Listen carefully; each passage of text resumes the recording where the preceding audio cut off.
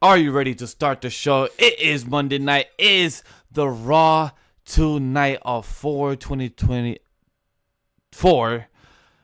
I just got confused because of the many tools that we have here right now going on and showing to me on my graph on my YouTube on front of my screen. So my apologies, chat. However, without further ado, let's start the show. Is the Vash Stampede rundown. We're having the rundown for tonight. Is the story of the night.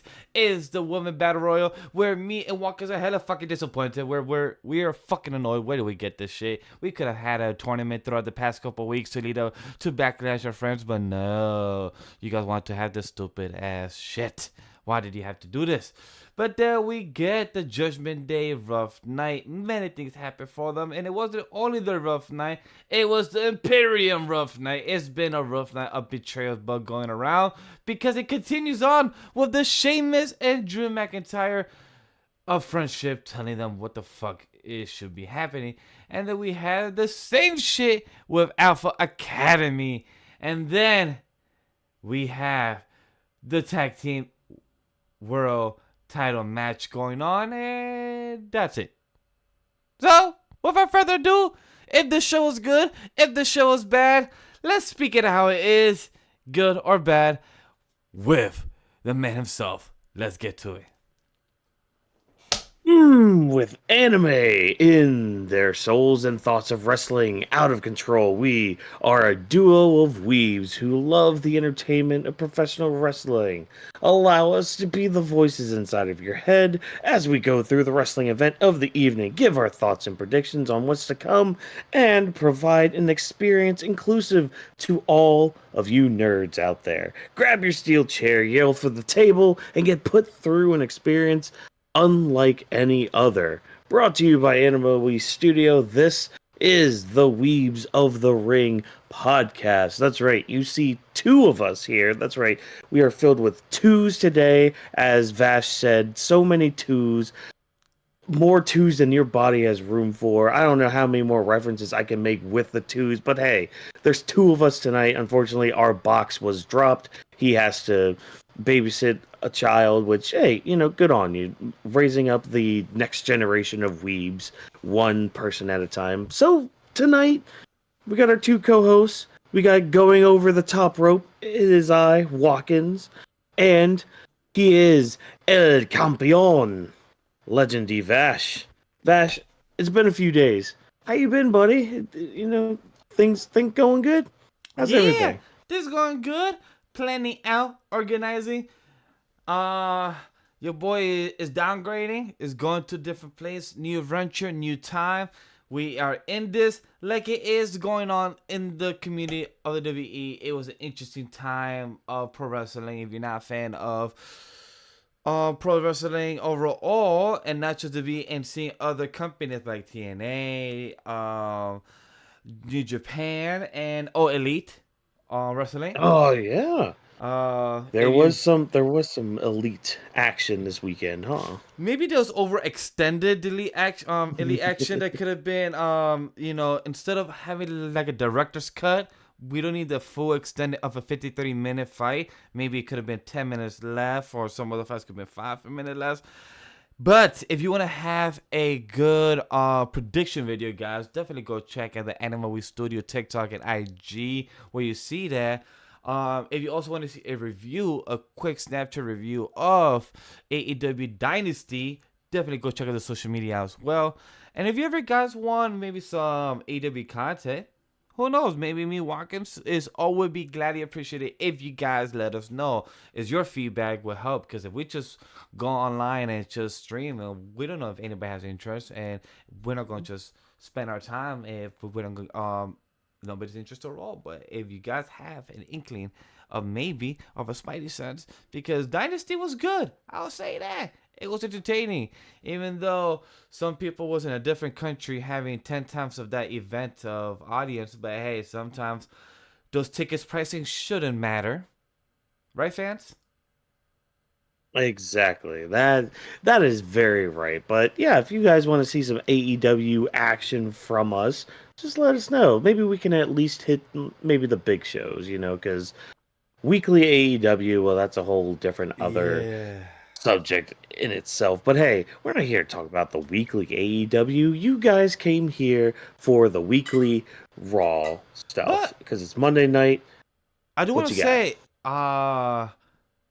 the Deadpool Wolverine trailer was nice. That's one thing I wanted to Oh say. yeah. You know, hey, Deadpool in July 3 movie. I'm excited for it. I was almost saying just that quick little Yeah. side thing. Like I'm excited for that.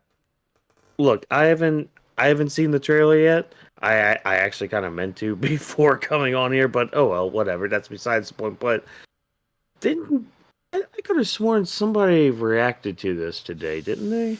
Yeah, he did. Hmm. Go definitely check down social media. Legendary Vash, I think that's myself. Definitely did react to that. So that it was a Hmm. fun trailer. It was cool. Great choice. Great song choice. We are gonna have a somewhat discussion on that on Anime Yeah. Podcast episode 145 that will be released this Thursday. So I guess we gotta self plug the other show podcast that's on the brand itself, Anime Podcast. Definitely go check it out this Thursday, and then Smackdown this Hmm. Friday with the team, episode 24. So we're live every for Friday and Monday after show of Raw and SmackDown. All right, yeah, I think that's about it. Yeah, I think so. Yeah, all those plugs, all those pluggity plugs just going right into the wall and electrifying our bodies and our minds and spirits. So yeah, a lot of stuff coming to the AniMa W3 Studio socials and YouTubes and Twitches and all that stuff. But yeah, so again, we are here to talk about Monday Night Raw. It's our weekly show. We had a pretty big night tonight, at least in terms of our main event, because hey, we had to find out our New World's Women's Champion because instead of doing a tournament, we're doing a battle royal, which I know I wasn't on the show last week, so I didn't really get to Pass. put much of an endpoint. Look, Vash is saying pass on all this, which Look. I'm look, just I get like it, I get it, I get it. they could have planned something better. Like I don't know I what was the know. reason why. Like maybe they didn't want to have a vacant title for draft. Maybe they want to have Mhm. a face for the draft to be transferred. But like y'all could have just set up a beautiful tournament, have the women, show their skills. Not a fucking battle royale where it's just I heard Michael Cole in the beginning of the show, which was pretty cool to have them start the show the way they Mhm. give a little flashback of what was going on, even though our champions are not even here to start the show. Like, hey, Damian Priest, aren't you the champion? Shouldn't you say welcome to Monday Night Raw? Didn't you say Judgment Day runs Monday Night Raw? So where the Yeah. fuck is you saying welcome to Monday Night Raw? Nah, your job is useless. A champion, my ass. But hey, we will get there. Um, so for Michael Cole to say the whole woman roster will be going for the title is where I was kind of like, okay, cool. So we'll probably see 20 or 30 or at least 22, 25, women battle royal. But then there was 14. I'm like, okay, Yeah. that's kind of Yeah, he was like, "Oh yeah, the whole roster." So I'm thinking, "Oh, so you guys actually brought some people from SmackDown, maybe? Maybe. Oh, you know would have been really cool because oh man, this would have been awesome to do. Bring in some of the NXT talent, yes. especially some of those that you're thinking about putting on the main Yeah, roster, like because Roxanne and those other people. mm-hmm, It would have been a because way like great to continue introducing them. exactly, and you could have also done a really cool thing, have one of them win it, because that hasn't happened in a long time where like somebody who's come up from NXT, their debut match, not only for a title but they win it. Like I don't think that's happened since, I want to say, since Paige got up. Like, man, that was like back in like 2015, I was gonna say 2014, 2013. maybe. I was gonna say Yeah, it 2013 was around like, it, but yeah, it was like the mid tens. yeah. So, like, you had an opportunity to do that at least. Like, add some more intrigue if you just It need has somebody to be a. it Mhm. has to be like a business related or production related. Why they had to rush it and do a battle royale type of choice to put Becky as the choice. Yeah. Like here, you become the new world title winner for the next bit until Backlash. Now we have to make up an appointment for her or something. Like it feels like now to probably. I hope like yes, chat. We have our winner is Becky, but the thing is that am I looking forward to another Nia or Becky match? Are Hmm. we gonna have Becky continue the fight or feud now also with Liv? Maybe help Liv get over with the crowd since I don't know what's with the fucking community in the wrestling community. What the fuck they have against Liv? Because some people Oh yeah. like 50% fans are in love with her and love her in the most positive way because she is gorgeous and everything, but also as a wrestler, amazing. But then the other 50% fans is like they hate her at times. So I'm like, what the fuck is wrong with ya? So it's like, is she not over? At times I feel like she is over. So it gets very Yeah. confusing in that aspect. Well, see, well, first of all, like Daniel Bryan said back in like 2019, wrestling fans are very, very fickle creatures. So there's that part with it too. But like, I mean, you kind of see this in any fandom anymore. It's like, okay, you have the very positive One Piece fans who are like all gung ho about One Piece. It's just like, yeah, One Piece. Oh, Doda. Doda wrote another fire chapter. 1,012 days without, you know, less of a chapter. And Yeah, we then know those. yeah, but then you have like the other side where it's just like it's the overly critical side where like you're kind of questioning, okay, why are you even reading this story? Yeah. Like if you're having that negative of opinion on it. And then there's the normal people in the middle that are just like, I love this thing, but I can also understand why it's criticized. You don't get to see a lot of that middle section on social media, especially if they have a blue check mark next to them. Yeah. They're So usually, yeah. like to continue on that conversation is like Hmm. with Becky, like it was like the one thing I love about this match is the production in the backstage. Like Oh yeah. Naya, her line she said, and I appreciate Walker's writing it down, where it says 30 women and one monster. She eliminates them one by one until I'm the last woman standing. With that Hmm. line, I honestly thought girl was gonna come out and be the champion. Yeah. That's what Yeah. I I thought thought there. that like cool. That line shows dominance. That line shows like a real line where she's the one that's gonna come on top and she's gonna run this woman division. I felt that. Yeah. I felt that presence. Like cool. I was like, maybe you know what? I want to live to when I see Nia be the next one. Hmm. Well, unfortunately, Naya didn't go to the hockey school for training.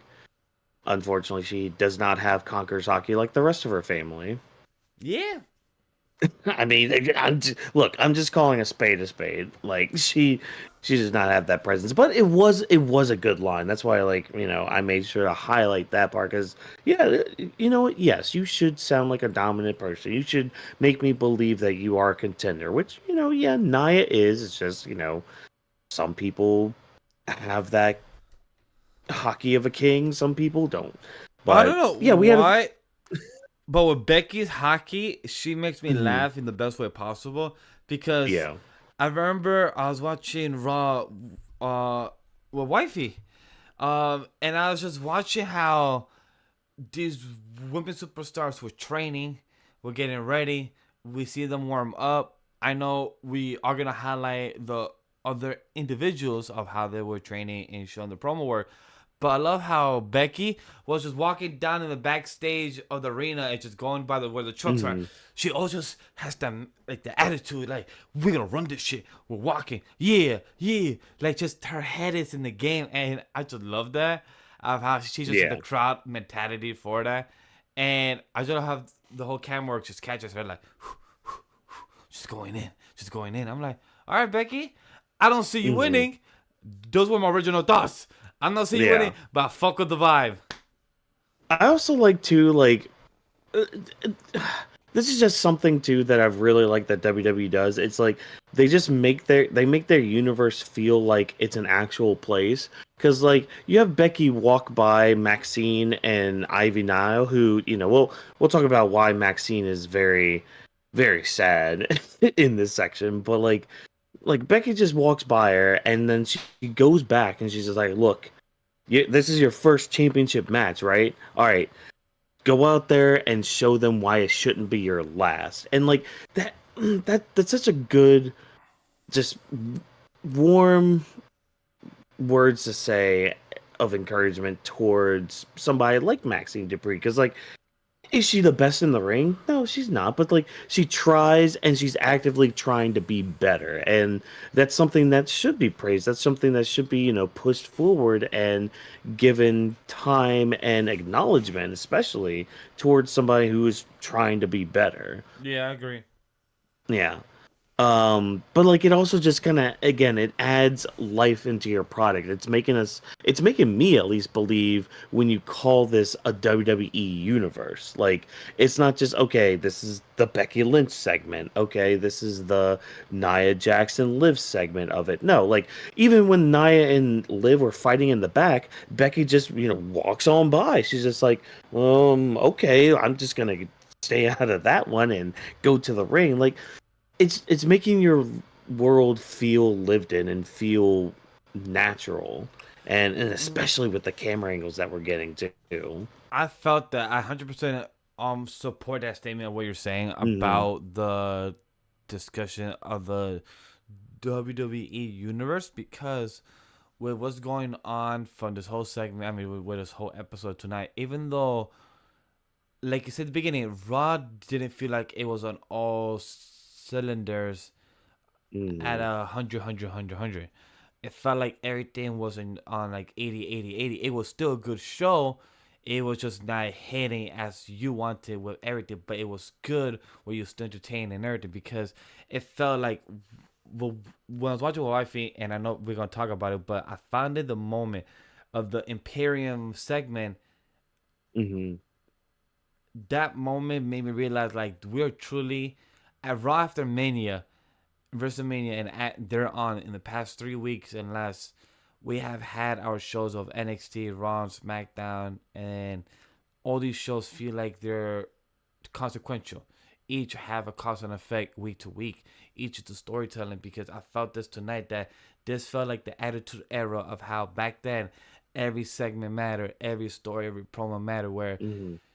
like I was laughing, we're gonna get to it, but like, bro, somebody else got betrayed. Like, goddamn, like this is his blood. Like, this is a story. And I was telling wifey, I'm gonna bring up the jokes and thing I said on Twitter, but like, this is something that should be going on. This feels like a story is going on. Like, what happened last week matters. They kept showing a promo. Hmm. They kept showing like flashback. Like, I feel like the WWE, somebody in the promo in the production department has seen Naruto. Because sometimes I feel like there's like a flashback in every promo that's about to happen, and it tells like this what happened last week. Like, we don't need a bench episode. We don't need Yeah. a bench reminder. Okay, that's the one thing is my nitpick about the production of tonight's episode. I feel like there was a flashback for every type of fight or promo that was going on. They over explained Yeah. a bit. Yeah. And I mean, trust me, it's been worse than that too. Like it oh my god, it's been worse than that too. But I do get what you're saying. It's like, okay, we don't need all of this flashback because you literally just said this like 5 minutes ago and reminded us 5 minutes ago about it. But I mean, I get it. You some fans might need the repeat message. I don't know, but we're not those fans either. But maybe trust in your fans a little bit to remember more. I know Vince had that problem because he did not think people remembered things, and that's why this new regime is such a breath of fresh air. Because hey, people remember things. People actually grow from their past and all that. Like again, these are characters that are actually growing and morphing into something. But like with this whole idea that we kind of touched a little bit on, like this whole night just kind of felt off, and I'm sitting here thinking about it too. I'm just like, okay, well, why did it feel off? Because like we had most of our major players, we had our world champions there. We even had Our IC champion showed up for a bit, did his thing, but it's like we didn't have Cody on this show for one. Like let that sink in. We didn't have Cody, and I'm not saying that Cody needs to be on both shows, but like we didn't have him. So there was already just like that star power missing. Seth's not around, so we're already missing that star power. Rhea's not And like around. Rhea's not around, so we're missing that star power. Dom is injured, and even though he went out or like later on the night, like he still couldn't really do much except for get yelled at to shave his mustache. Which, please shave that dirt off your lip, buddy. That threw me out. Please. I didn't expect it, but we'll get there because I'm like, whew, okay. Yeah. But and I think that kind of bled into the battle royal because That's what I felt like. I felt like yeah, getting into watching this Raw episode. I was not saying salty or sour already, but I was already mm, disappointed just that I'm gonna see a women's title match of the world that Rhea elevated so much that she was the champion. She had, yes, girl didn't defend as much as people wanted, fans, whatever the fuck. But overall, people could say that she dominated the women division enough that it was entertaining for you wanting to see a next champion to be good. Not saying yeah, that Becky isn't, but to be like a battle royal, like I guess I was like, I'm not gonna be hmm happy for whoever wins next. I, I wanted like guys. Well, Walker's wanted Chelsea Green to win. I wanted something like a Randall of Ivy Nile or Maxine just for the fun of it. But for hmm for Chelsea Green, I would have loved that because it would continue on with her shtick of who her character hmm is in WWE. Like Chelsea Green is an extra pop star that is a Karen and she knows and she loves that. But or like a like surprise guest like Sonya Deville if she came back and won the hmm title, I would have liked that as well. But for Battle Royale, I get it. Like I just came in salty about it. I was like, really like, for example, Chelsea Green being eliminated and then nobody seeing it and then coming back then be eliminated once That more. was I'm like, you perfect, raggedy bitch. This could have been funny if they went along with it. Like, hey guys, right? changing up. We're putting Chelsea Green as a champion. I'm like, okay, cool. Everyone will get eliminated or some shit. That would have been amazing. And yeah, because like okay, because we're in this weird time still where it's like after Mania, but before this draft, before like everything's getting reset. So we're kind of in this epilogue period, but we're also like pushing on like a story that'll go beyond this as well. Like with Judgment Day and all that stuff. But like with specifically with the women's world title here, it's like whoever's holding this championship right now. I mean, even though Rhea said she'll be back like months from now, but it's like the person holding the title now is not going to be holding it for long. And hell, they could even be dropping it as soon as Backlash. Who knows? But I, I'm kind of using this too to kind of rationalize why they put it on Becky in the first place. Because like Becky's a good hand to have, and I kind of tie this to John Moxley over in AEW.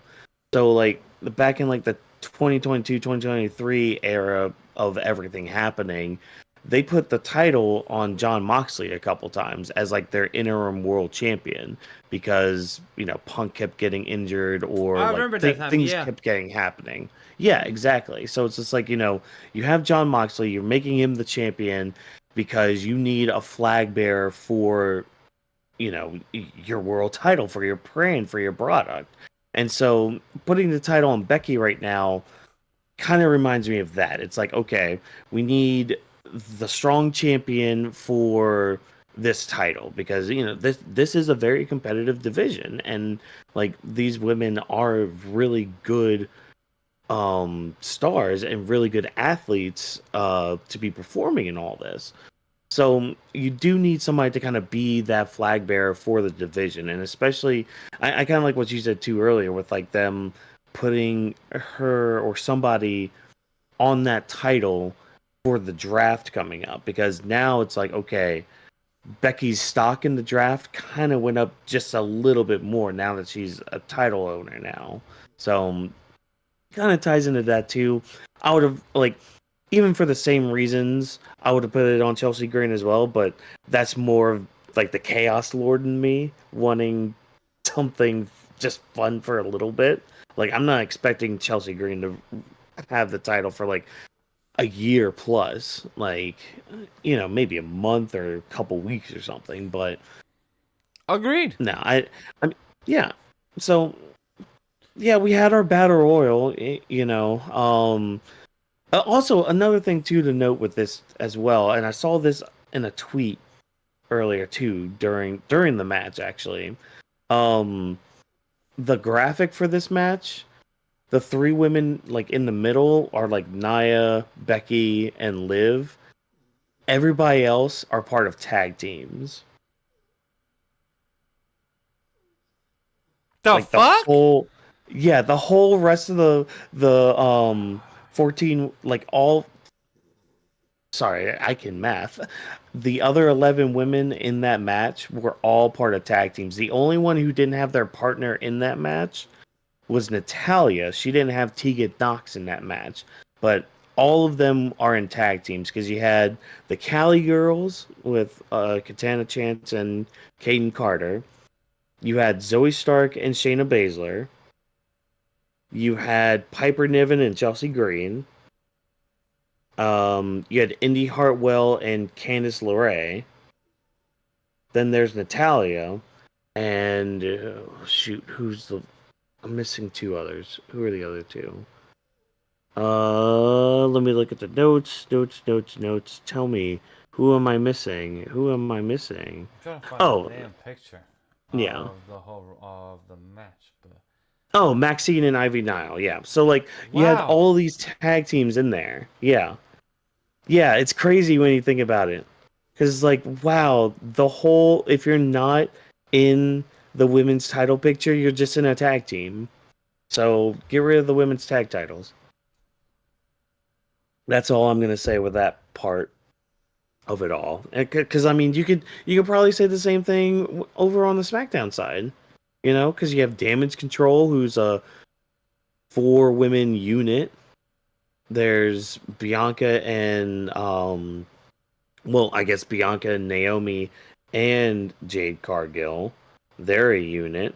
So there's already like 7 of your women's roster right there. Bailey doesn't have anybody, but I don't know, man.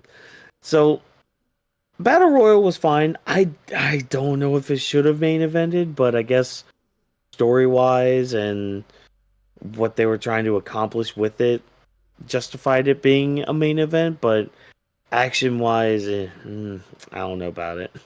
Damn, you are right. Because I'm staring at the Hmm. roster. Because Shayna Blazer is with Zoe Stark. But then we Yep. also got Piper, Raquel still in leave of absence. Natalia, she's by herself, but she's also having something at NXT. Valhalla. Damn, you're right. What the fuck? I'm just staring at the Oh WWE yeah, roster. Valhalla wasn't even in it. Because I'm staring at the guys. I'm staring at the WWE website of the superstars raw option, and this is what Yep. they give me. I'm staring at all the people. They already let one superstar let go, even though we didn't talk about it on Friday, because it was happening while it was happening, airing. Oh yeah. Uh, Zaya Lee also got let Hmm. go on Friday during SmackDown, which was very sad because it sucks that they couldn't let her at least perform on Friday. I mean, on Monday to at least have her last show as well, because she would have been a great person to at least have involved. Yeah. Like at least be involved with it, or add a body to it. I don't know, like make it something else. Because like battle royals lately have actually been kind of fun. Like But this one was weak. Like, yeah, not this thinking one was about just it, really weak. not thinking about it again. That's not taken away from the one roster. It's just showing No. that for this battle royale, for what they got, it was not as best, and a lot of these women in the division in the tag team shouldn't be in the tag team. They should just be individual type of superstars going on their own Yeah. journey.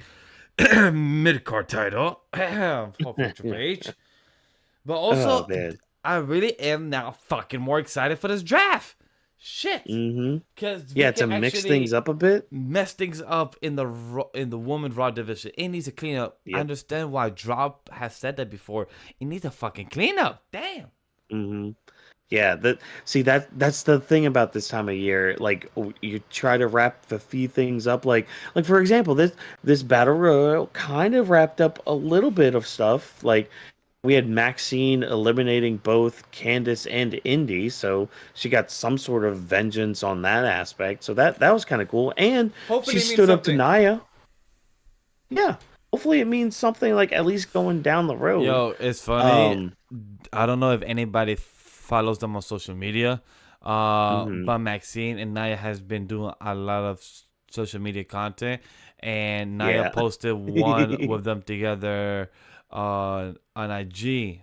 I believe on TikTok, but I don't know if I see it. But on IG, I saw it, and Naya just had in the caption saying that just because we're friends don't mean I'm gonna throw you over the top rope. I was like, God damn. Mhm. She chose violence this morning. She said, I'm gonna post this for people to see it. That I'm friends with Maxine and we're badass bitches. We out here doing our thing. But I'm gonna throw your ass on over the top rope and get my title. I love Yep. that she had no Nah. filter for that. Like we're friends and all, but that bell rings, your ass is out of there. Boom. Like, oof. Yo, and I mean, Maxine, and she kind of did, yeah. and Maxine commented saying that I don't got time for this in this morning or something. She said like, girl, I don't got time for this drama. I already get bullied by Candace and India at work. I don't need for your time for your this shit this morning. I was laughing. Right. Like I felt that vibe from her. I was like, yes. But like you said, I was happy Maxine got to get her lick back. That she took Indy and Candace like, hey, you know what? I'm tired of you. Get out. Mm-hmm. So yeah, we at least got a few things tied up here. I do want to shout out the other spot that kind of had some people talking as well, or that was actually really good. Piper Niven looked really strong here because she Agree. took out Becky. Even though she put her through the ropes after she was eliminated, but that's besides the point. She at least looked strong, and even her attacking Nia, even though it didn't really go too far, it was still kind of brutal though. Like Nia just throwing Piper onto Becky a couple times on that table. That was kind of rough. And we didn't get to see Becky go through the table because that was during commercial break. Thanks, no picture in picture, but that's a whole different other topic for. Hey, I'm gonna just say that fuck that they gave it to us for after Mania. Triple H, there's the one thing I'm gonna say to you, and I'm sorry, but go have yourself. Yeah. Why did you do this to us? How do you blue balls us? Come on. How do you show it to us for one time and then say, you know what, I can't do it no more?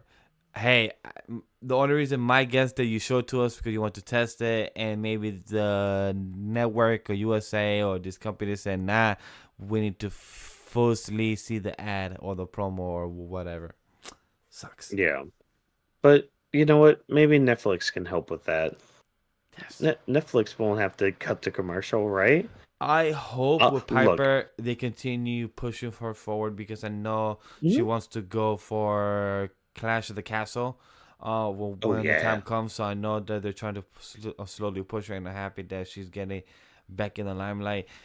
Tag title, whatever, or if she gets single, please, mid-card title, please, mid-card title. I'm just bring it to existence because this will be helping her in some way. If she cannot get to the title picture itself, at least get her to a mid-card title. That's all. Yeah, please. Again, NXT's getting one. Just bring one to the main roster. That'd be awesome. That'd be glorious. Hell, make the Queen of the Ring tournament for it. There's an idea. There's a thing. There's a thought. But for the last thought on this, Becky, I know me and Walkers did not speak about you, and this is time to speak about you. Congratulations on you won, girl. You deserve to be the amount of times you've won this title. I think But Michael Cole said 7 thank you. times. I did not remember. That's Yeah. why I gave that blank and you brought it home. So I appreciate that. 7 times for this title. You have won it. Congratulations.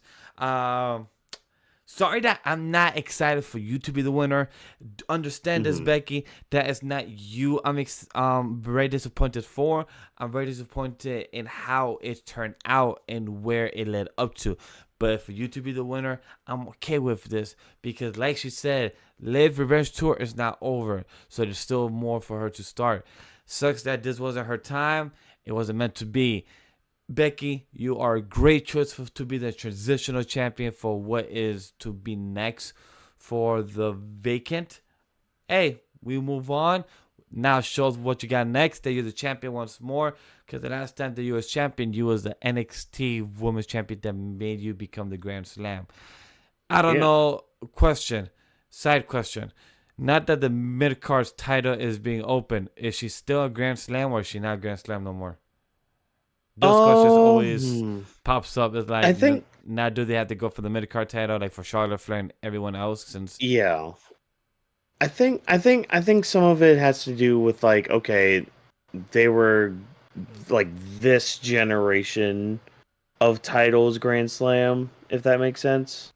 yeah, Cause like technically the Miz is a Grand Slam champion, for example, but he never won the Universal title, you mm. know. So like I think No, he did. yeah. Well no, not the Universal. I think he did win it Um during the pandemic. I thought he did win it for a short no, time. that was WWE. Ah, Yeah, he won that one because there was like a whole Money in the Bank situation kind of thing. Um, because it involved like Bobby and Drew and all that yeah. shit. Um, but yeah, I'd have to go back and see because like I feel like some people kind of bend the rules too with it and be like, oh well, it just has to be a world title, a tag title, a mid card title, and it's just like wait, hold on, because there's multiple mid card titles. Are you just saying it just has to be one, or is it just like both of them? Like there's a few loopholes people like to go Ah, through with okay. it. Yeah, it's a quick Yeah. question part of my head.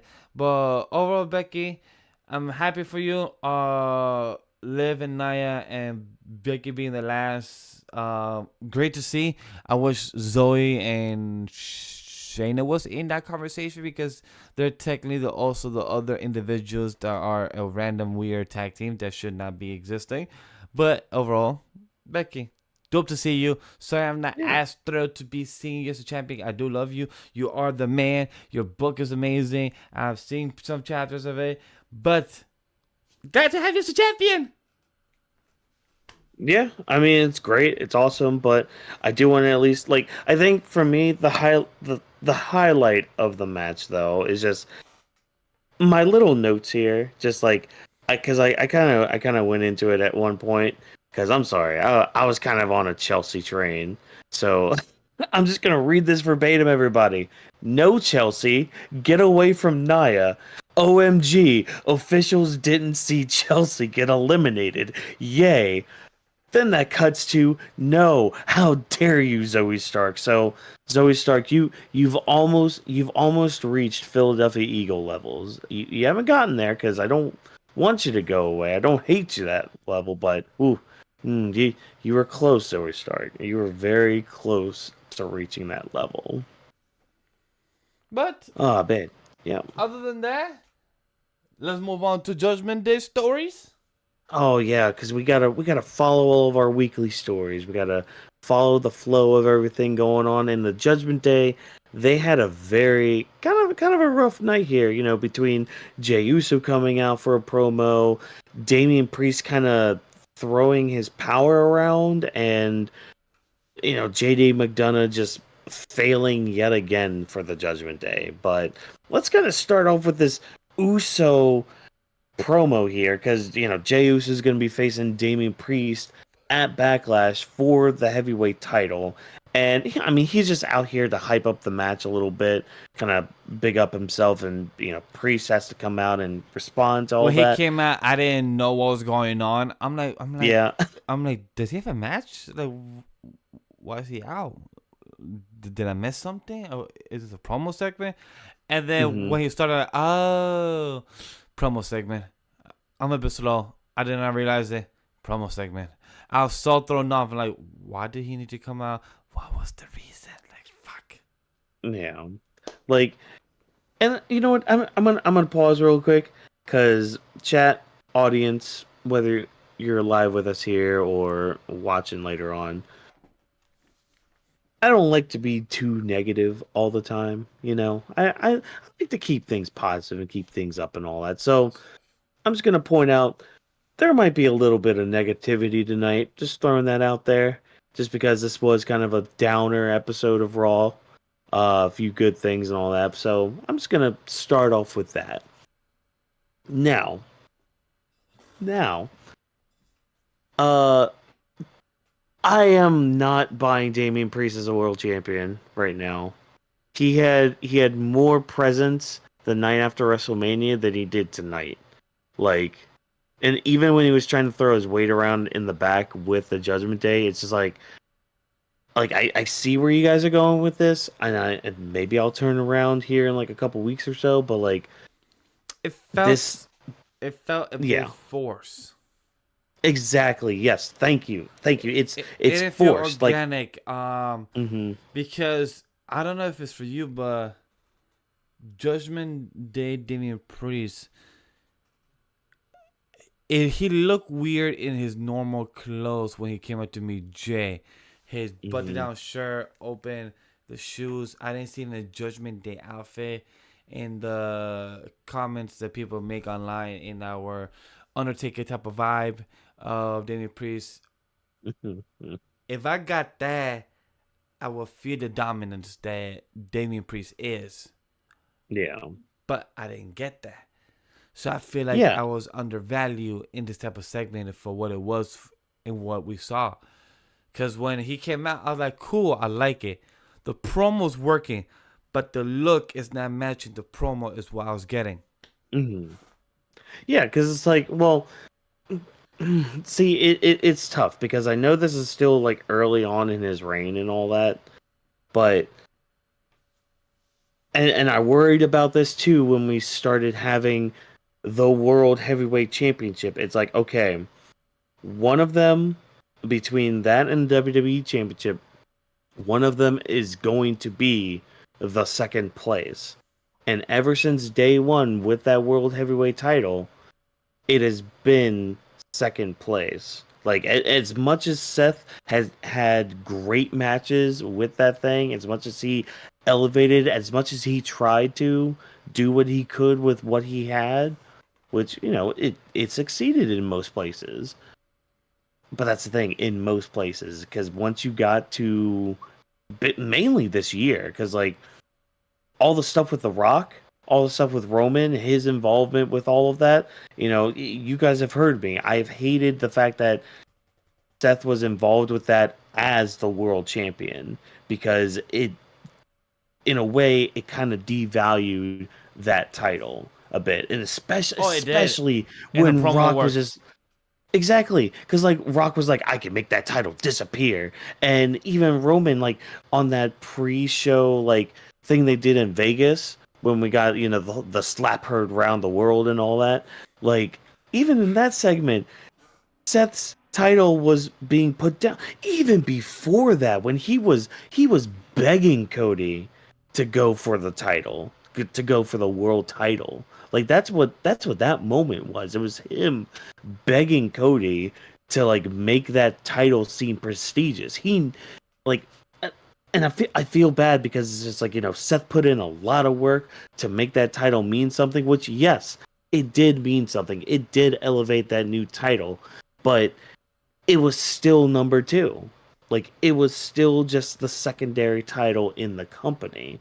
And that was always my fear with them introducing another world title or not like another top title because it's like, okay, I get the idea you're having a top title for your show, but come the pay-per-view, come the big shows, one's going to have to be not the main event.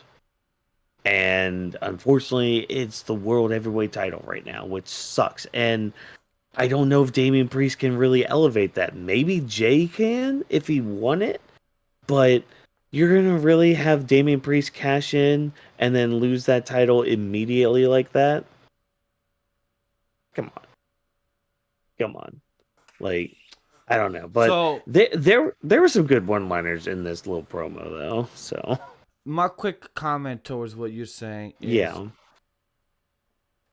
I never understood the value of the second title that people see as what it is of the Hmm. world title.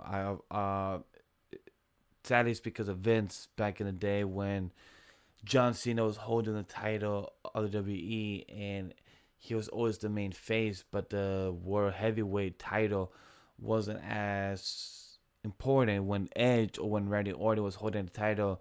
It was always John Cena with the spinner or with the regular title, just being the face of the company Hmm. with that title. I still saw it like the way I see is that Raw has a main title champion and then a mid title. If it, like, for example, was currently right now Damian Priest, the world champion, the world heavyweight Hmm. champion. We have the IC title with Sami Zayn. Those are the two the face right now of Raw. For SmackDown, we got Cody Rhodes, the undisputed WWE Universal, sorry, not Universal no more, champion. And then we have the mid card, the United States. I've always seen that the two faces of the company is Damian Priest and Cody.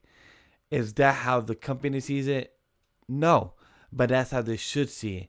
That Hmm. Damian Priest should also do press, where he's not the only one going out do press like on a radio show, podcast, anything like that. Damian Priest should also be doing stuff like that, like Cody as well. They should be both doing the face of what the company is. Yeah, and like, see, because now this goes into a whole different tangent. It's like, okay, because like when I really grew up with wrestling, like between like 2002 and 2007, Raw and SmackDown, they were separate, and having the two world titles kind of worked because a lot of the B shows were either Raw exclusive or SmackDown exclusive, and it wasn't like it was because like they tried that again in like 2016, but the problem with that one is in like the 2016 iteration of like the split and all that, the brand split, um they had they had a pay-per-view almost like every other week. Like it would be like, okay, you got done with Raw presents No Mercy. Okay, great. 2 weeks later, SmackDown presents Roadblock. Okay, great. Cool. 2 weeks later, Raw presents this. It's like, that's a little too much. Whereas, like, back in, like, the 2002 to 2007 era when I was watching, the brand exclusive pay per views, they were at least once a month. So it's like, Yeah. okay, June, your Judgment Day pay per view, for example, is a Raw branded pay per view, Backlash, SmackDown branded, but it's like each one was a different month, so you could actually breathe with it.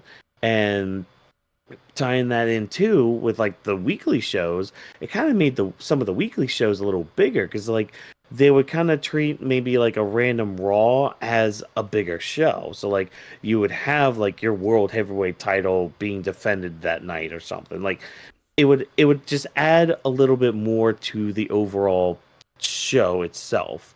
And that kind of just brings me into the whole thing about like just having one main title because like in my mind how I always saw it was like the main title is the company title. It's the face of the company title. It's basically the Cody Rhodes position right now with the WWE title, which means okay, well, what do you do with everything else? Well, you can have people grinding their XP in the wrestling RPG world.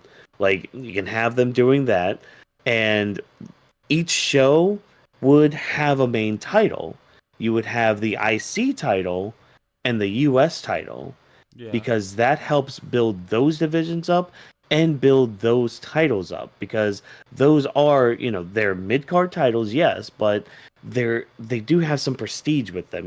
Gunther has spent the past like couple years bringing some sort of prestige to the IC title, and which he did, whereas the US title, like they started doing that when Triple H got into power, but then it kind of faded away because guess what?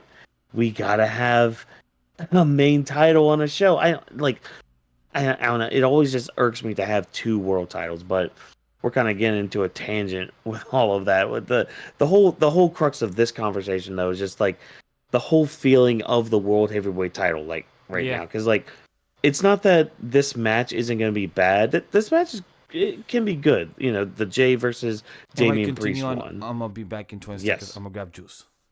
Oh, you're good. You're perfect. But like, it's not that this match is going to be bad at all. Everybody, it's just because I always think back to just the time I was watching the shows weekly and all that when I was growing up. And it's like, you know, you have your two world champions, but like you're giving people those opportunities, which is good. Those people should get opportunities, yes. But then you end up with like world champions like Jack Swagger, who didn't really live up to like being a world champion status. Nowadays, maybe there could be an argument nowadays, but like back then, I mean, you had him and what's his face?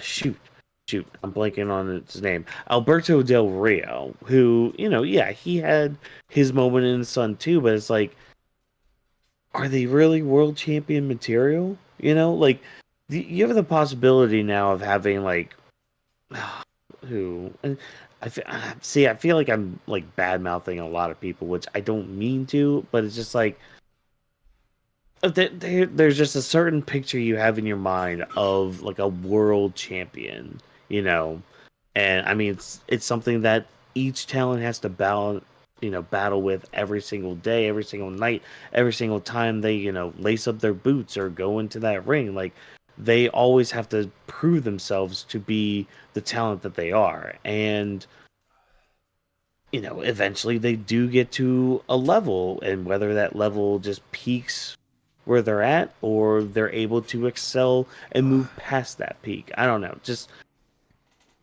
this match between Jay and Damian just doesn't feel like a world championship match, which sucks because I want it to be so. And I mean, maybe Jay could help elevate it a little bit if he were to take it out of him, but We just probably have to I don't see know. what the next couple of weeks promos will Hmm. be next week, the draft, because it's gonna be interesting that, like again, with the draft, the fight going on. I wonder how is it gonna like go. Like, is Jay gonna be drafted? It's gonna be so interesting this Friday for SmackDown and how it's gonna Yeah. be. Like, I'm really excited. Like fans, we're sidecasting on Friday Night SmackDown on Twitch. So definitely Yes, we during the are. sidecast, we will be sidecasting, reacting, and then 10:30 p.m. EST, we will be on the podcast on YouTube and Twitch as well. But I'm hoping the promo works continue, the hype work continue for Damian Priest, because one thing I do want to state this. What I did Hmm. love is the conversation between Jay and Damian about their hangout they did Yeah. last year, and Damian paying the tab. He can remember one night, and Jay's telling Damian like, "Hey, we're the next generation. We're the next upcoming stars. We're the ones that are gonna be the next." What Damian said like, "Yeah, but I'm the now. You're not next for this."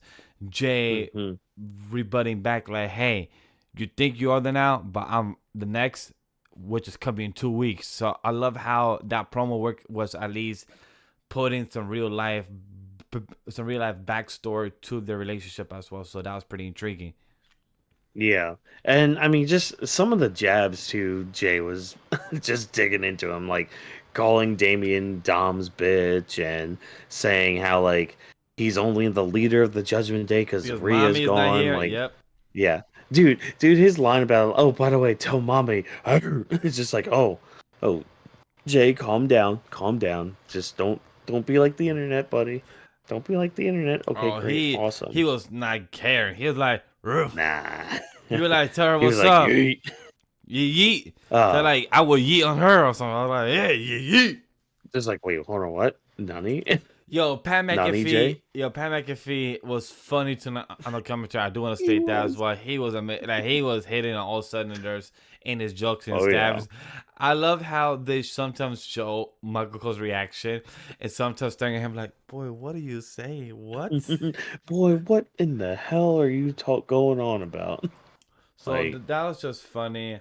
I love how Jay dodged the jump that JD was gonna do, and oh then yeah. JD fucks up terribly, and then gets Damien to get a super kick, which I felt like it didn't connect, but it seems like it did because Damien is playing off like his jaw fucking hurts throughout the night. Like, Hmm. oh my neck, oh my jaw hurts. Yeah. Yeah, just kind of selling that a little bit, selling that for their match, because a super kick should hurt hard. I got words for a thing like that, but Or like a that'll be pedigree. for like how a pedigree doesn't finish a match. God, I hate.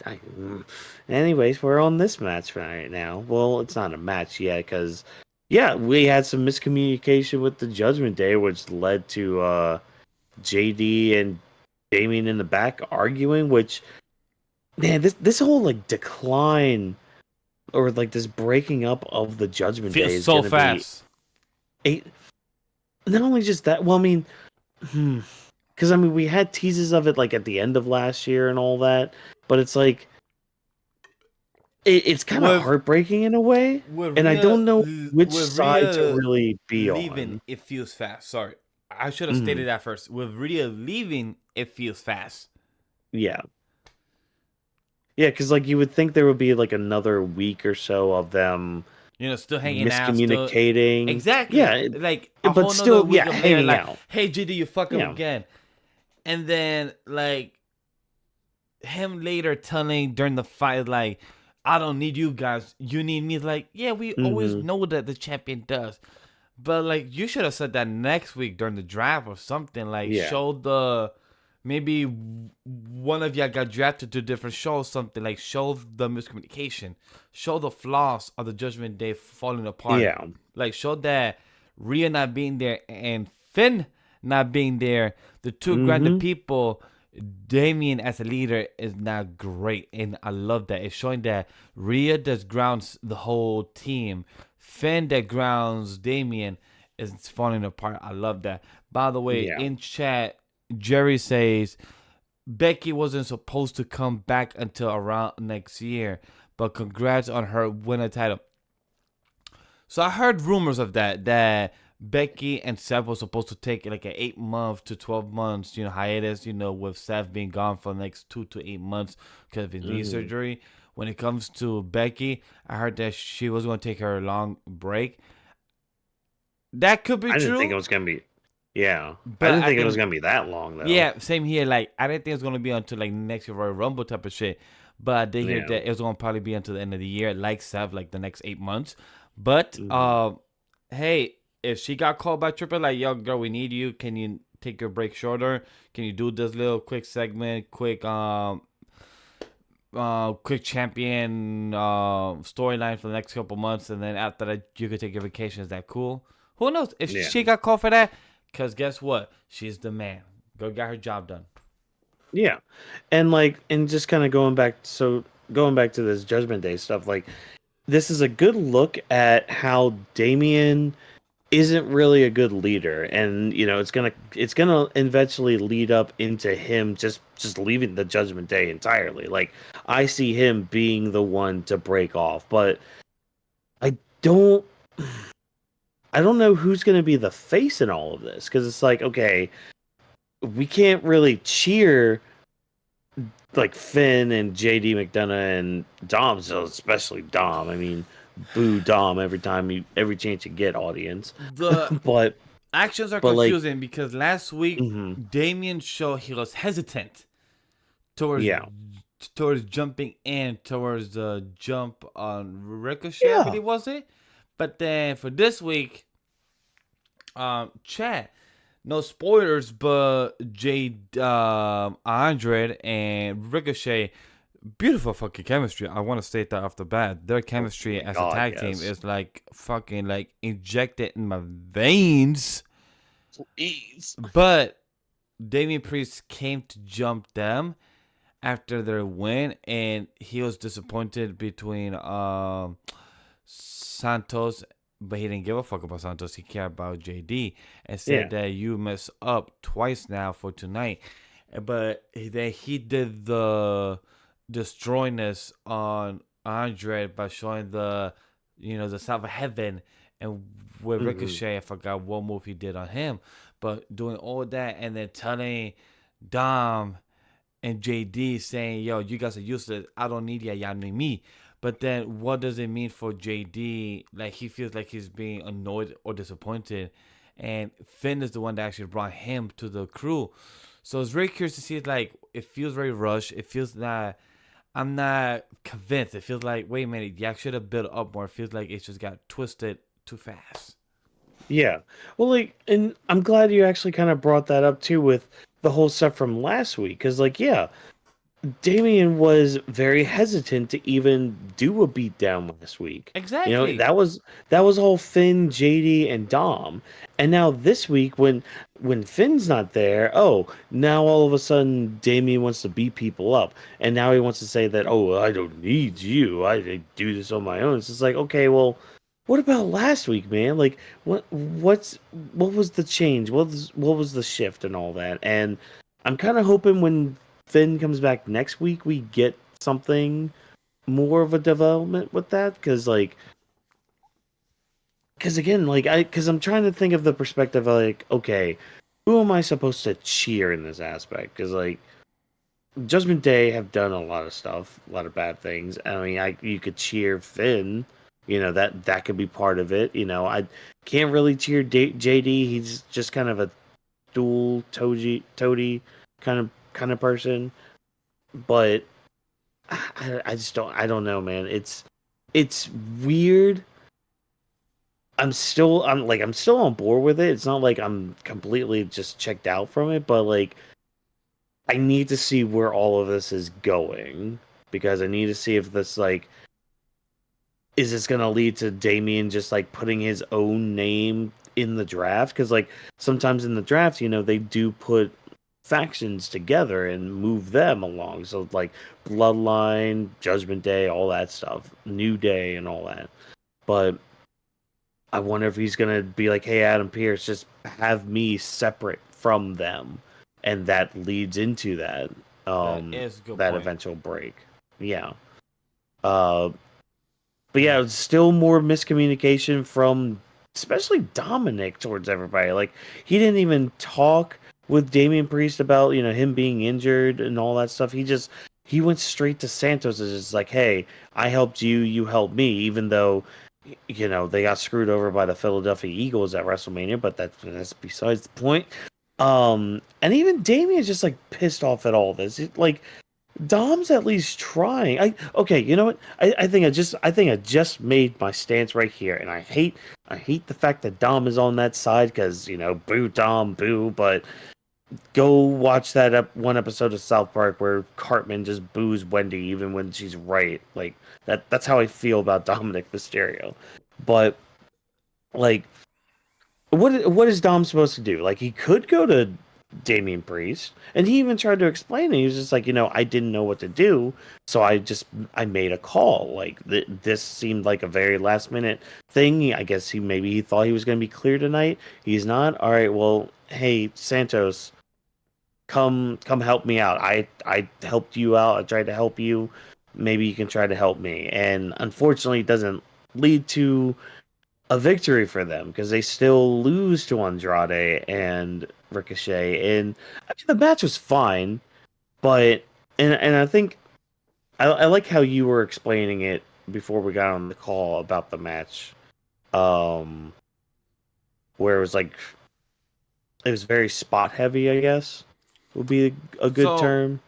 Yeah. with Santos exclusively, he felt like he was setting himself up for each spot for Ricochet in Ricochet beautiful volley of going back and forth in his moves. It felt like Santos was not even like doing his own moves. It wasn't going back and forth. It was Hmm. just like, yo, Ricochet the start, boom, boom, boom, boom. And then after a while, JD got in We got Ricochet out of the spotlight. Then Andre, same thing. We got Santos, getting slammed down. Move on. By the way, I can't wait for us to talk about the video package of 100. Chef kiss. Oh yeah. Well, I mean, that's the thing. It was really good, and it fully explained his motivations for everything, Yes, saying, I'm perfect. not I'm not a person that is going to be just your lackey. I'm not a henchman at all. That is not me. I do not take orders from anybody. I am my own person. Like, yeah, I'll help you out from time to time, but I am me. I am not going to be some pawn for you to be world champion or something, 100%. Like Yeah. that line made us. I saw it, heard it. I'm like, yes, I believe it. I'm Hmm. convinced. We move on. That's what it Yep. worked. I understand why you felt. You said, I'm not going to be nobody's bitch. Nobody's going to tell me to be your servant. I'm not going to come here suit and tie or blazer with glass and you telling me to come here work for you. No, no, no, no, no, sir. My skills and No, my no, no. caliber is meant to work as partners, work as business Hmm. people. You want me to work and be your bitch? No. You know what? Yeah. I'm gonna destroy you, and that's what Andre chose to do, and I love it. Yeah. And I mean, even, Ricochet was in the same kind of mindset too, because, we see him doing some Zack warm ups from Final Fantasy VII in the back, and Dom walks up, tries to be like, oh, we're going to beat you up. And I mean, Ricochet's not having any of it. But one thing I do want to point out, though, is after that little interaction, Liv shows up and just kind of stares at Dom, Yeah, and that's it. So, like, I don't know what we're leaning towards that, if it's just like planting more seeds of, when Rhea comes back, going straight for Liv and all that. I don't know.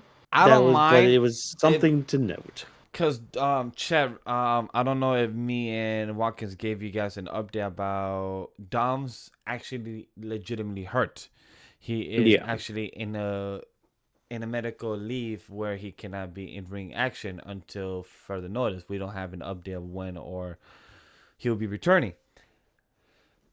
However, I hope he comes to work every Monday, or if him and Liv are in the same roster on a Monday or Friday show, because please, please, please, please, please, please, please have Liv every week.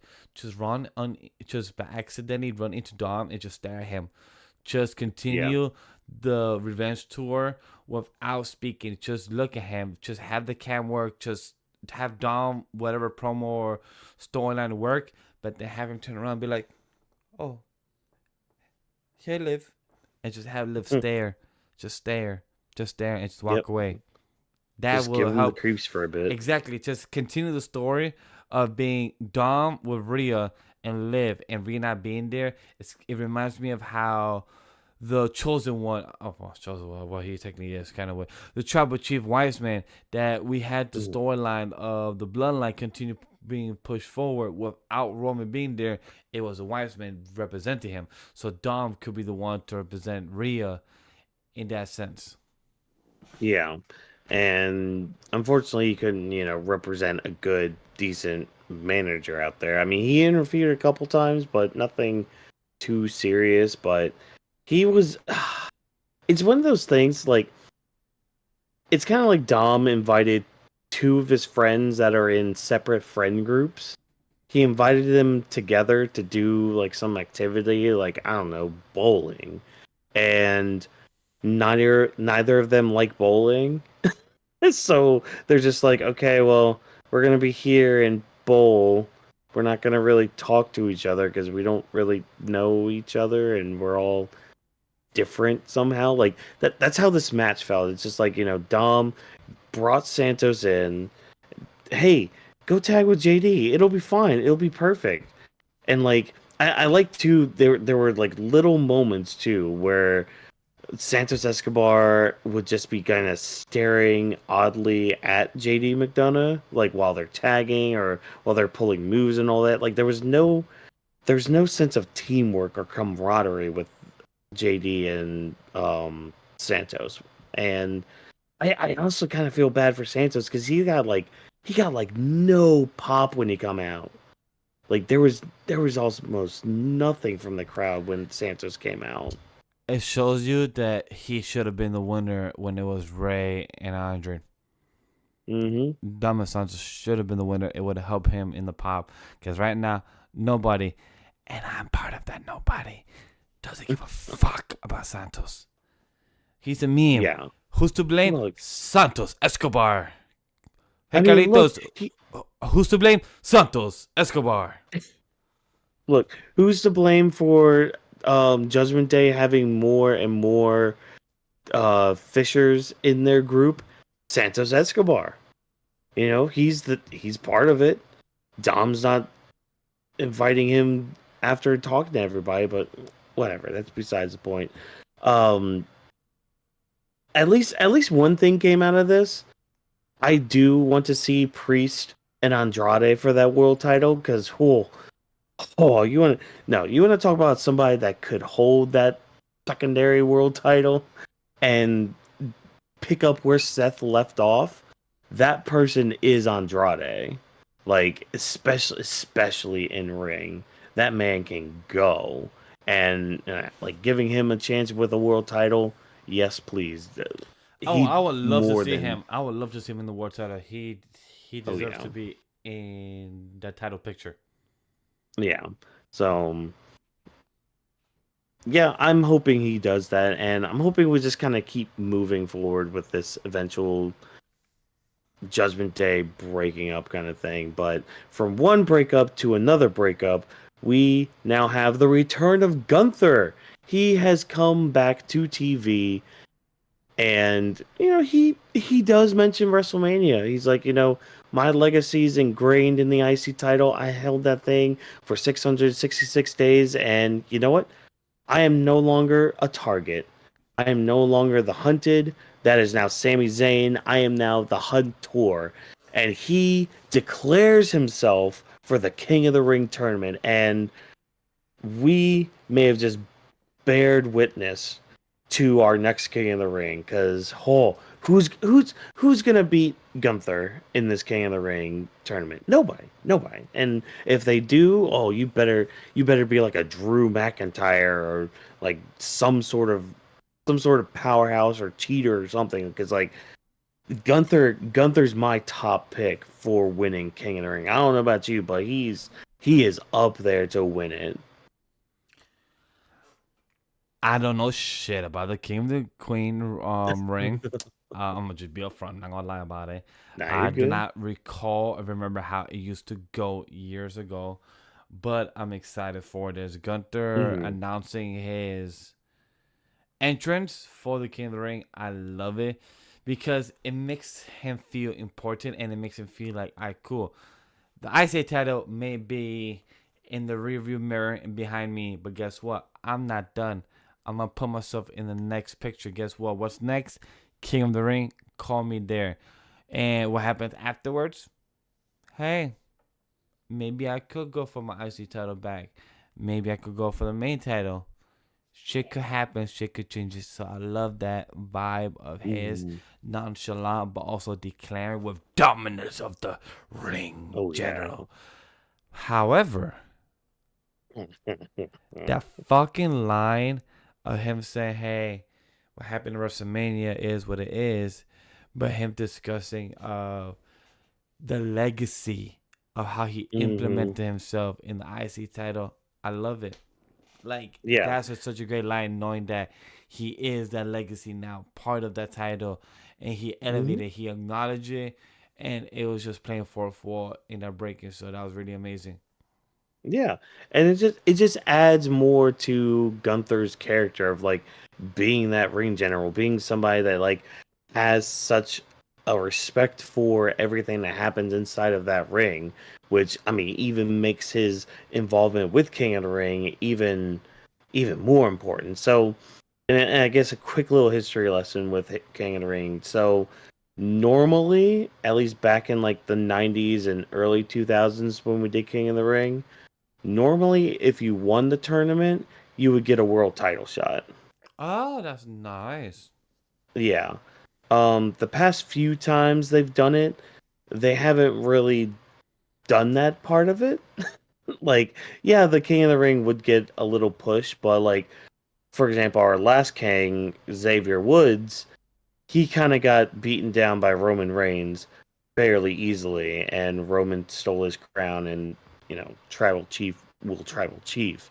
But speaking of the New Day, they decided that, hey, we're not done with Imperium, even though we had a feud with them like a few months ago. No, we're not done. Gunther, where your gold at, huh? Where your gold at, Gunther? Where your gold at? This No was lie, it was weird to see Gunther it without was a title. It was weird. Like, oh, it you was weird to really have one weird. without it. Yeah. Um, but also just like the New Day's promo was just it was a little weird, just because like I get what they're going across with, like, okay, Xavier, was the former king of the ring, and he's gonna, defend his title, I guess, of it. But I don't know if it was the delivery or what they were saying. It's just like, I don't know, I wasn't feeling it at all, like, The promo, except for, the promo to me was general. It wasn't good or bad. yeah. I am glad Gunther was just like, you know what? I'm not going to engage in this. This is beneath me. I'm going to let my boys handle it. And again, we get Imperium versus New Day, which was all right. It was a match. It happened. There was a bell at the start, there was a bell at the end. Like, New Day just picked up the win, and this Look, Watkins. pissed off Gunther. Just say what it is. Yeah. Kaiser betrayal on Giovanni, and we No, fucking you saw have it coming. I don't know who's we, but I saw that shit coming. I want to say big shout out to look. Wifey and me. We were watching Raw. We were in the kitchen counter, and we were just, I think I was cutting some onions and everything, and I was like, yo, babe, Kaiser's gonna betray Giovanni. Like, she's like, no way, why? I was like, no man, no person will hug somebody that much by Mhm. saying they're sorry that they lost. That's a goodbye hug. That's a I'm sorry hug. That's a I'm sorry, I'm about to fucking betray you. Not my choice type of hug. And that's Yeah. what it was. Like, it would have been one thing if they just did the first one when they were in the ring and all that, and then they like cut the commercial and whatever like that. Then there wouldn't have been any doubt within that. But yeah, it's the fact that we kind of just stayed on those two, just like embracing each other and being like, you know what, we'll get them next time, and we're good pals, aren't we? Yeah, we care deeply about each other. We're like brothers, you and I. And then the twist, if you will, where Kaiser just destroys Vinci, and like he does that drop kick thing. Oh yeah, It, to the it steel actually made stairs. me kind of pop a little bit. Yeah. Yeah, that threw me out. Like, oh shit. Okay, Kaiser. Mm-hmm. But it, not only just that. No. Because another awesome production shot of the camera following Kaiser going back after he had like destroyed everything. After Gunther had walked off pissed after the match. Like, the camera just follows Kaiser as he's going up the ramp, going right through gorilla position, and standing right there was Gunther. And Kaiser's just like, I told you I would go through with it, and Gunther smiles. So what a lot of people seem to have been theorizing is this, like, Gunther had ordered Kaiser to do Yes. this, and Kaiser, being the brown noser that he is gonna do whatever Daddy Gunther says. At first, when I was watching, I was telling the wife, "It's like, hey, Kaiser chose this." But then when Kaiser went to the back, I'm like, no, babe. He didn't. He got ordered Hmm. by the ring general. And whatever the ring general says is final order. So if he said, yo, Kaiser, if you guys lose, you got to take down Giovanni. And guess what? Mm-hmm. Kaiser executed that order to the T. To the flippin' T. Now I had a, I had a brief conversation with a group chat of mine about what where we could go with all this, and to be honest, we could easily do like a soft breakup of Imperium. Now I say soft, I guess mainly it might be like a maybe a blunt breakup of Imperium, because part of it has to do with like Gunther wanting to Go for the world do title. this next run with him. Yeah, exactly. Go for a world title and like just like start excelling himself. And I can kind of get that. I can kind of feel that where like he could just go off to SmackDown and just be by himself, which would be fine. Or, if him and Kaiser went in there, great. Maybe Kaiser can actually get a singles title. That'd be great. But like for some reason in my mind I can think of like Gunther on SmackDown and then Kaiser on Raw, and then Giovanni going back to NXT, because like some of his solo NXT stuff was fine. It wasn't too bad, and then he went back up to the main roster, but that's besides the point. But I could see them each being on a different brand, really, but we'll have to wait and see with that. But overall, I mean, Imperium basically going to be done at least as a 3-person unit. We'll have to wait and see how the 2-person unit goes. But yeah, I mean, not much to say about the match itself with the New Day. I mean, It was again, it was good. just, yeah, it Well, was good. we have had it Yeah, before, so yeah, nothing too crazy to complain about, bitch about. yeah. Unfortunately, it wasn't a banger after banger after banger But what was? after banger after banger. Now, what was and is and never shall be is, of course, Drew McIntyre and Sheamus. Because Drew McIntyre is coming out. We're not looking up his kilt or anything, but he is going to be sitting cross-legged in the center of the ring. And this man with his one-liners, I swear, telling the crowd, and because that's the thing, these what chants, they're fun to do, and even the CM Punk ones too. But like, I love how Drew's able to just get the crowd back with it, being like, "Oh, say what if you French kiss your cousins?" And then everyone's just like, "What?" And he just responds, "You're sick." Like nothing else, just like, "You guys are sick." Um, His jokes, even Sheamus said like, "Damn, buddy, I've been watching you back at home. You've been really getting good at his one-liners. You've been yeah. getting like really good." And I love how Sheamus, like, even though Drew, you was rude as hell to your friend, you was rude as hell on a live TV, just watching him like, damn, you are rude as hell, you piece of shit. But even Sheamus acknowledged that and said like, yo, you've been doing a good job. You literally been hitting his whole one-liners, and I love that. Mhm. Yeah, and I love how like with Sheamus and Drew, we see part of their friendship, because like you can kind of tell like not only just the on-camera characters of Sheamus and Drew are friends, but like even the people behind there, because like Drew's poking fun at Sheamus for a lot of the internet comments that Sheamus was getting about his physique and weight and all that. Like they were joking a little bit about that. We had Sheamus just being like, "Oh, you basically got your ass kicked by a one-armed CM Punk." That's terrible to think. And like they both kind of talk too. Like I, a bunch of my friends in college, this is kind of how we would talk to each other when we know one of us fucked up, because reality hurts, reality stings, reality is not fun, and you're kind of it's good to have at least somebody that you're so close with that you can like call them out on their shit. Like Sheamus here just saying, I can lose the weight. Like I know I kind of, gained a little weight But you from my can't lose neck your stupid. surgery, whatever. Exactly. You can't lose your stupid. Like, because that's the thing. Drew McIntyre brought it all on himself.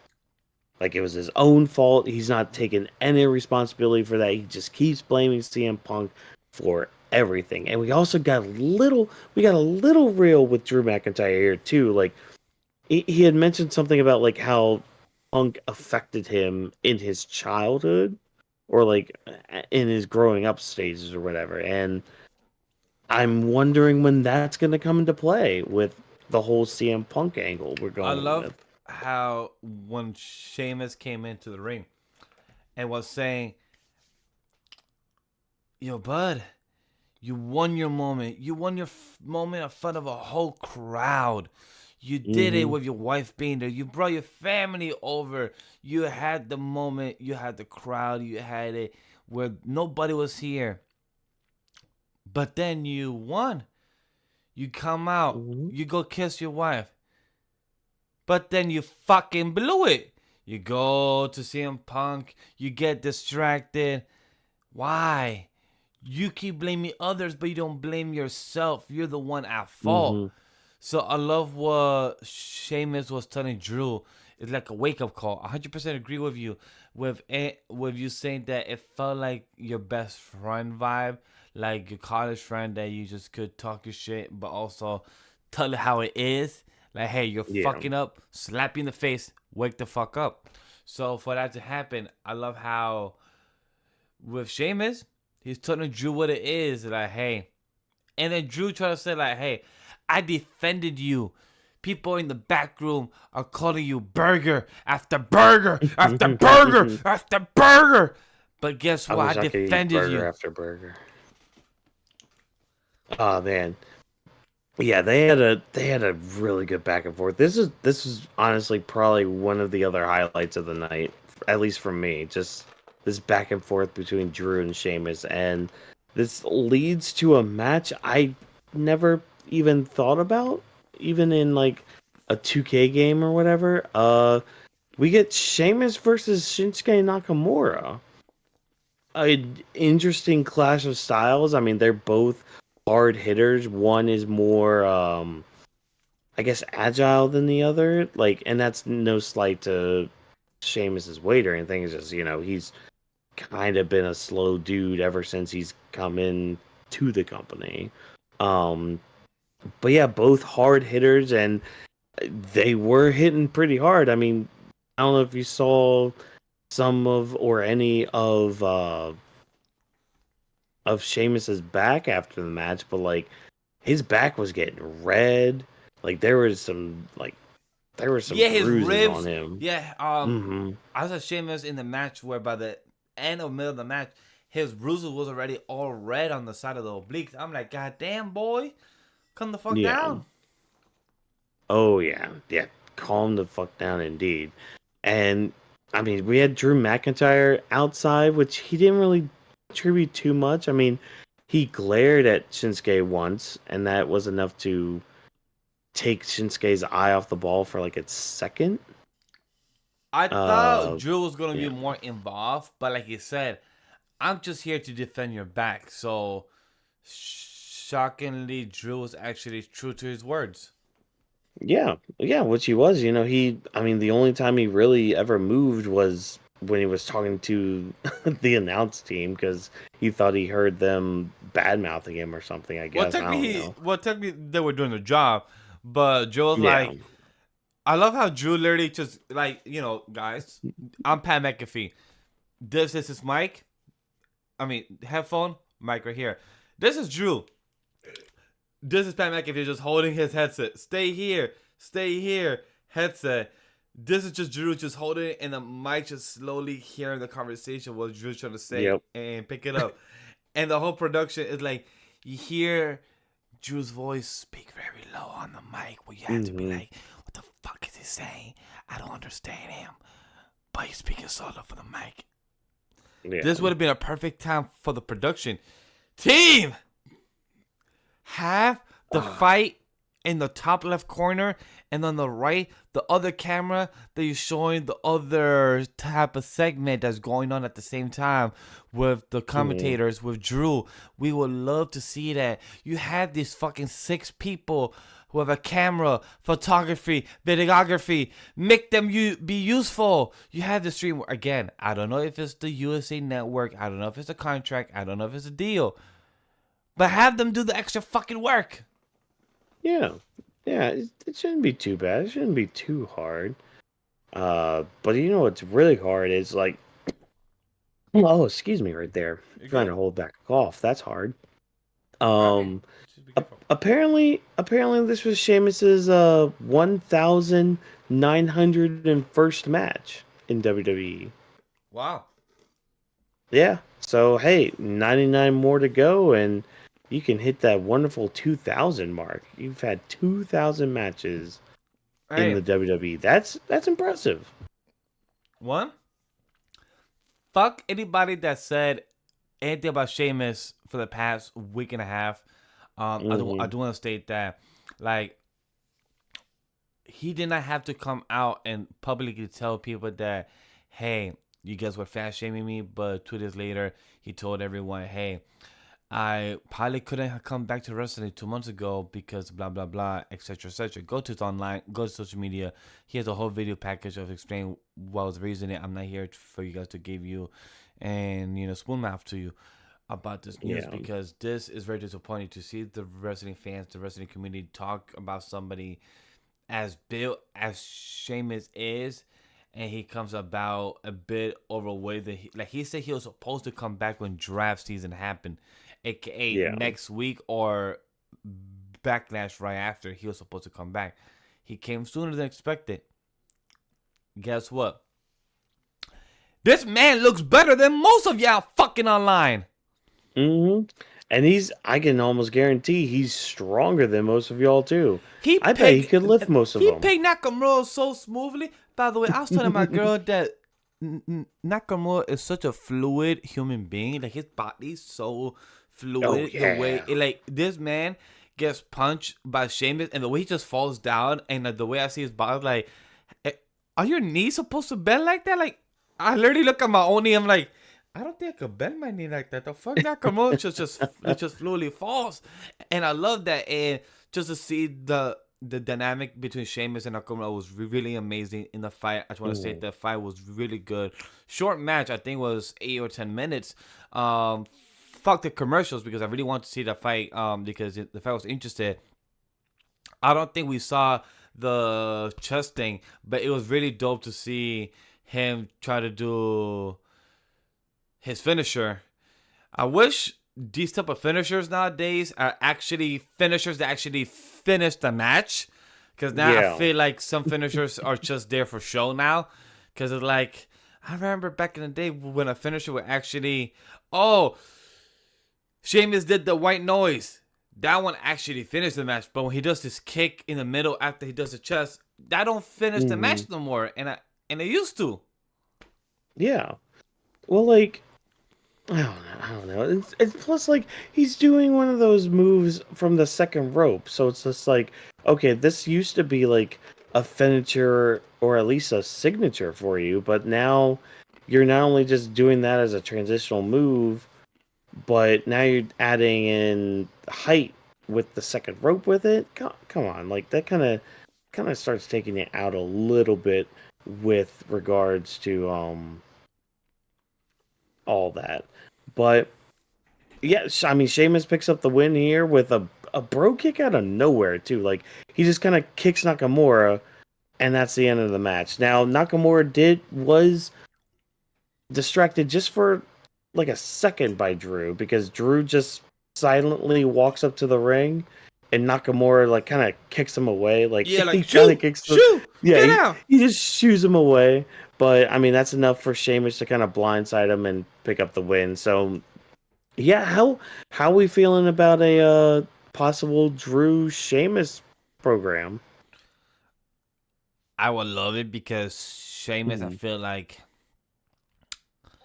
Luke Skywalker for Drew to Darth Vader. Like, you have turned to the dark side with you blaming others. I need to bring you to the light. I need to bring you back to the side. Wake up call. Know that, yes, people, bloodline, people mess you up. But Drew, get a grip. You're also at fault. You fuck up too. I know. I'm a human being. Miguel/Vash. I made mistakes. I'm human, but guess what? I learned from it. I Mm-hmm. have accountability. Drew wants to count every single person outside instead of pointing the fingers that he should point at is himself. So Yeah. I like that Sheamus and this Drew feud could continue. And I like it until CM Punk comes back, whenever that case Mm-hmm. may be. This is a good medium since CM Punk and Seth is not here, and for Drew to have somebody else to kind of promo work with. But quick last thing, I love how Sheamus came to the ring talking. Drew was still on the floor, and she was like, "Hey, buddy, Oh yeah. are you gonna continue sitting down or gonna get up? Because I'm tired of looking down on you." I love how Drew was like, "Fuck it, bitch, I'm here comfortable Yeah. too." God damn it, he's making me get up now. I don't want to get up because I have Right? to stand. Like, all right, you know what, Drew, you might be a little bit relatable with this, but yeah, I mean, I'm excited for this program. Unfortunately, I wish it was for the IC title, but I guess Sheamus isn't going to be in that little pool of talent. You know, talent such as Chad Gable, such as Bronson Reed, such as Sami Zayn. So, which brings us into our lovely tale of the IC title and all the shenanigans that just kind of ensue with all of that. So, we start off in the backstage with Sami Zayn. He's having an interview segment where he's just like, I'm gonna listen to Chad Gable. I'm gonna be just like everybody else, just stay back here and listen. If I am provoked, I will confront him, but like I'm pretty much done with him. And he gets confronted by Bronson Reed, who's kind of making well on his promise of, hey, whoever wins the IC title match next week, I'm gonna be after you. And he attacks Sami Zayn. How are we feeling about Bronson Reed versus Sami Zayn for the title? I know we've gotten them before, which I'm pretty sure Sami lost both of those. But yeah, how are we feeling about this possible IC title feud? Seeing this Bronson Reed jumping on Mhm. Sammy, I felt bad for Sammy because this man don't get a break. He gets jumped, betrayed last week. He gets attacked. It's like, man, this man don't get a breather. This man continues No. getting jumped by left and right.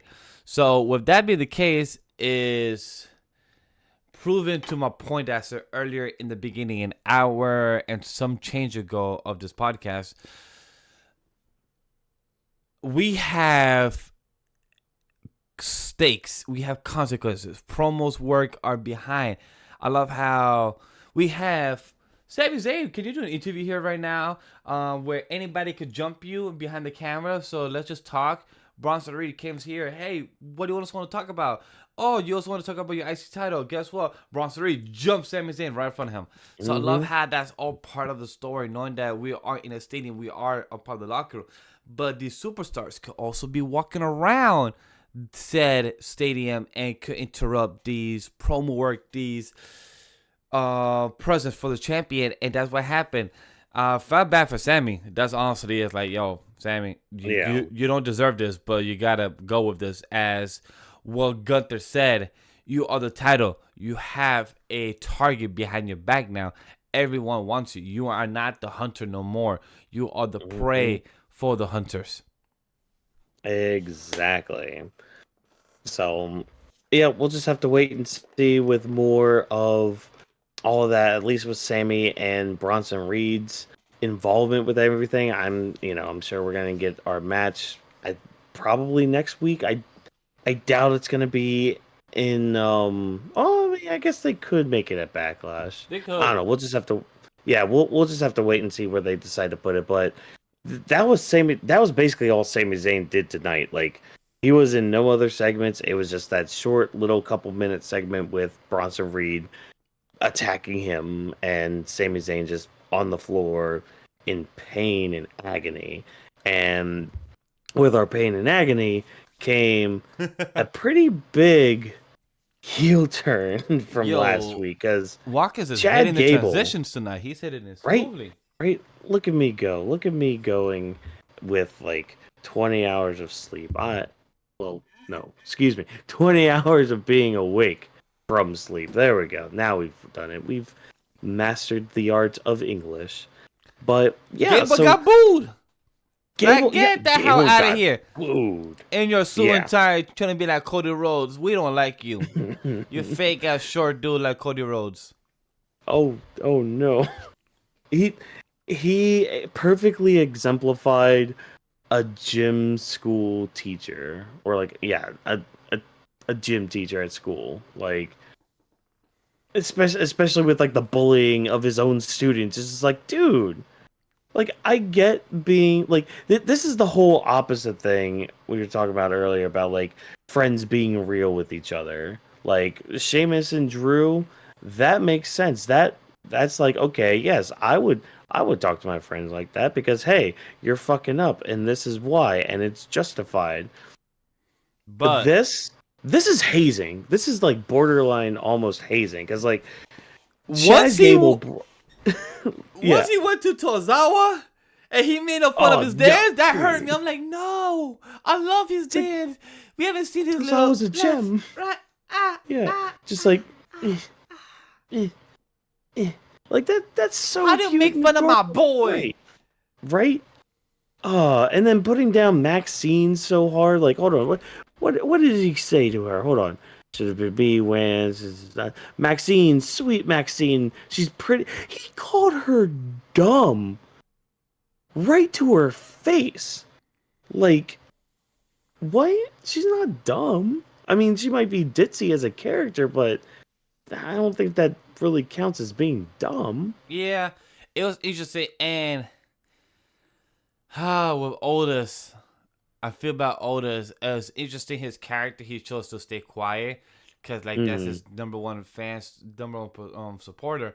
But I do want to say this line: "You sign up for feedback, honest feedback. Can't be upset with me. We are gonna now focus on Gable, not Alpha Academy. We're gonna focus on Gable. Win my IC title together. Help me no matter what. Because Otis, I couldn't hear you. Say it no matter what." And Otis did. Nah, that shit hurt. That shit kind of hurt because Otis.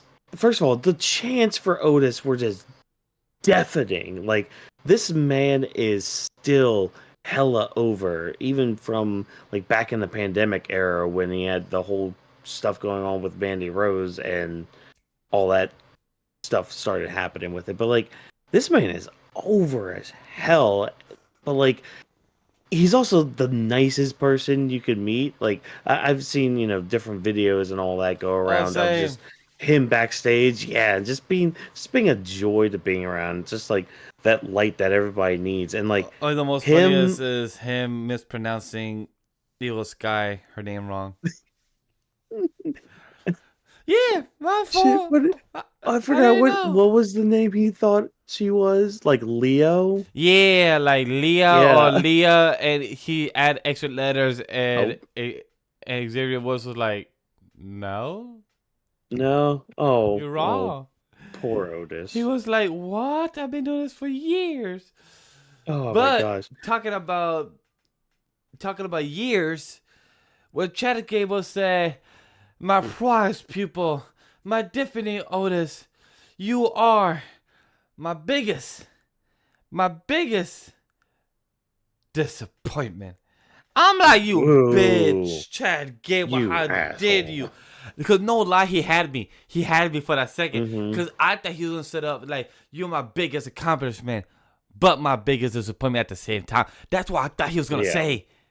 That he was gonna give a compliment, but with a counter offensive. I thought he was gonna do that. Because you know how friends will sometimes say something a complimentive, do something to you, but then they say something rude after. So it's like being joking, but also being complimentary. That's what I think he's gonna say to Otis, like, "Hey, you're my biggest accomplishment. We have won our tag team titles." But then he said that. "Do you my biggest disappointment for any person, friend, mentor, mentee? I mean, anybody that is under you. them hearing that you are the big disappointment as a mentee, that hurts. That's painful. Yeah, and especially to somebody that you really looked up to. And I mean, again, like I had made the comment earlier about this being hazing. I mean, this is a breakdown of somebody and their character in front of like thousands of people. Like I don't know how many people were in there tonight. Probably a couple thousand if I were a betting man, whatever. Um, but yeah, this is not how you build somebody up. This you don't tear them down to build them up, which I'm kind of glad we're going this route with Chad, with his heel persona, and especially with like his continued involvement with Alpha Academy, because of that reasoning of the hazing part. Because like I could see him like when he links up with The the Creed Creed brothers? brothers. Yeah. Yeah, Are you I can are see them all acting like that, all the same. are you talking You about the know. rumor of them becoming a team from how it was for Kurt Mm-hmm. Angle? Yeah, same. Yeah. I'm in the same Yeah. boat. Gimme Team Angle 2.0. Team Gable. Give it to me. Inject it right here. I got a vein right here on my arm. Inject it into me. Even if it's a copy paste of what they did, fuck it. I love that shit. It was so good. It was like, because it was Kurt freaking Angle just in his prime, in his zone. Like, that's where he had the Iron Man match with Brock Lesnar during that time, or even their main event match at WrestleMania 19. Like Kurt Angle was on a level that year, and most of it was spent with like the whole Team Angle thing. And so Chad can definitely have a run like that with the Creeds, and oh, especially the Creeds. They really need something a lot like another tag team we'll get into here in a little bit. But yeah, I mean, I thought this was an effective segment that just showed us why Chad did what he did. And honestly, it's all about jealousy with him. It is about jealousy, but I'm hoping for Chad because look, he said it here. Sammy said, he said about Sammy that I lost because I put my time to train you. I took my time. Like he reminded me of Drew. That you want to blame Hmm. others. You want to say that Sammy, you took my WrestleMania moment. You took my moment of what I was supposed to be having with my family. The moment that I was supposed to be the one to take a Gunther in his reign. He wants Hmm. to fucking blame Sammy for it. I'm like, bro, you chose to help him. You chose to give him the chance. You want to get mad at that now? No, go fuck yourself. Dang. Chad, nah. Dang. You cannot be dissing your squad like that. The people No. that are looking up to you and you are gonna treat them and haze like that, and then you're gonna be the heel with the creepers. I'm all for it. But do not treat your squad, your nakama, like that. No, not at all. And man, especially Maxine, because how do I describe it? She has like That's a the kind soul. most sympathetic sad face, Yes. because it's like it's almost childlike in a way, and I mean that in a good way, because it's just like you know how a kid will just start crying and just getting upset, not like throwing a temper tantrum, but like actually upset about something, and it kind of breaks you a little bit. Like I don't know how y'all are with kids or anything, but like I I don't like seeing people cry or be like that in general, just because I feel really bad for their situation. And Maxine, whenever she gets sad, kind of reminds me of that. I'm just like, oh no, no, don't be sad. Yeah, You're fine. You're doing good. when Chad was kind of shitting on her, I was seeing her Hmm. face, and I'm like, "Oh, Maxine, I'm Right? sorry. You didn't You do just anything feel wrong. so We bad. just have a guy that has very, very butthurt issues. I'm sorry, Maxine. This isn't Yeah. how it should be." Like, sorry about that. And and I mean, going back to those issues that Chad was having, like, I get it to a point, because it's like, okay, you know what? Sammy was kind of rubbing it in. Like I did find it weird last week when Sammy went over to Chad and he laid the title down in front of him. Like that was a moment that I was like, that's a little weird. I mean, I get it because, oh, we're, gonna be taking over this part. Um but I don't know. I don't know, man. I don't Well, know. Just the delusional heel kind of aspect of it.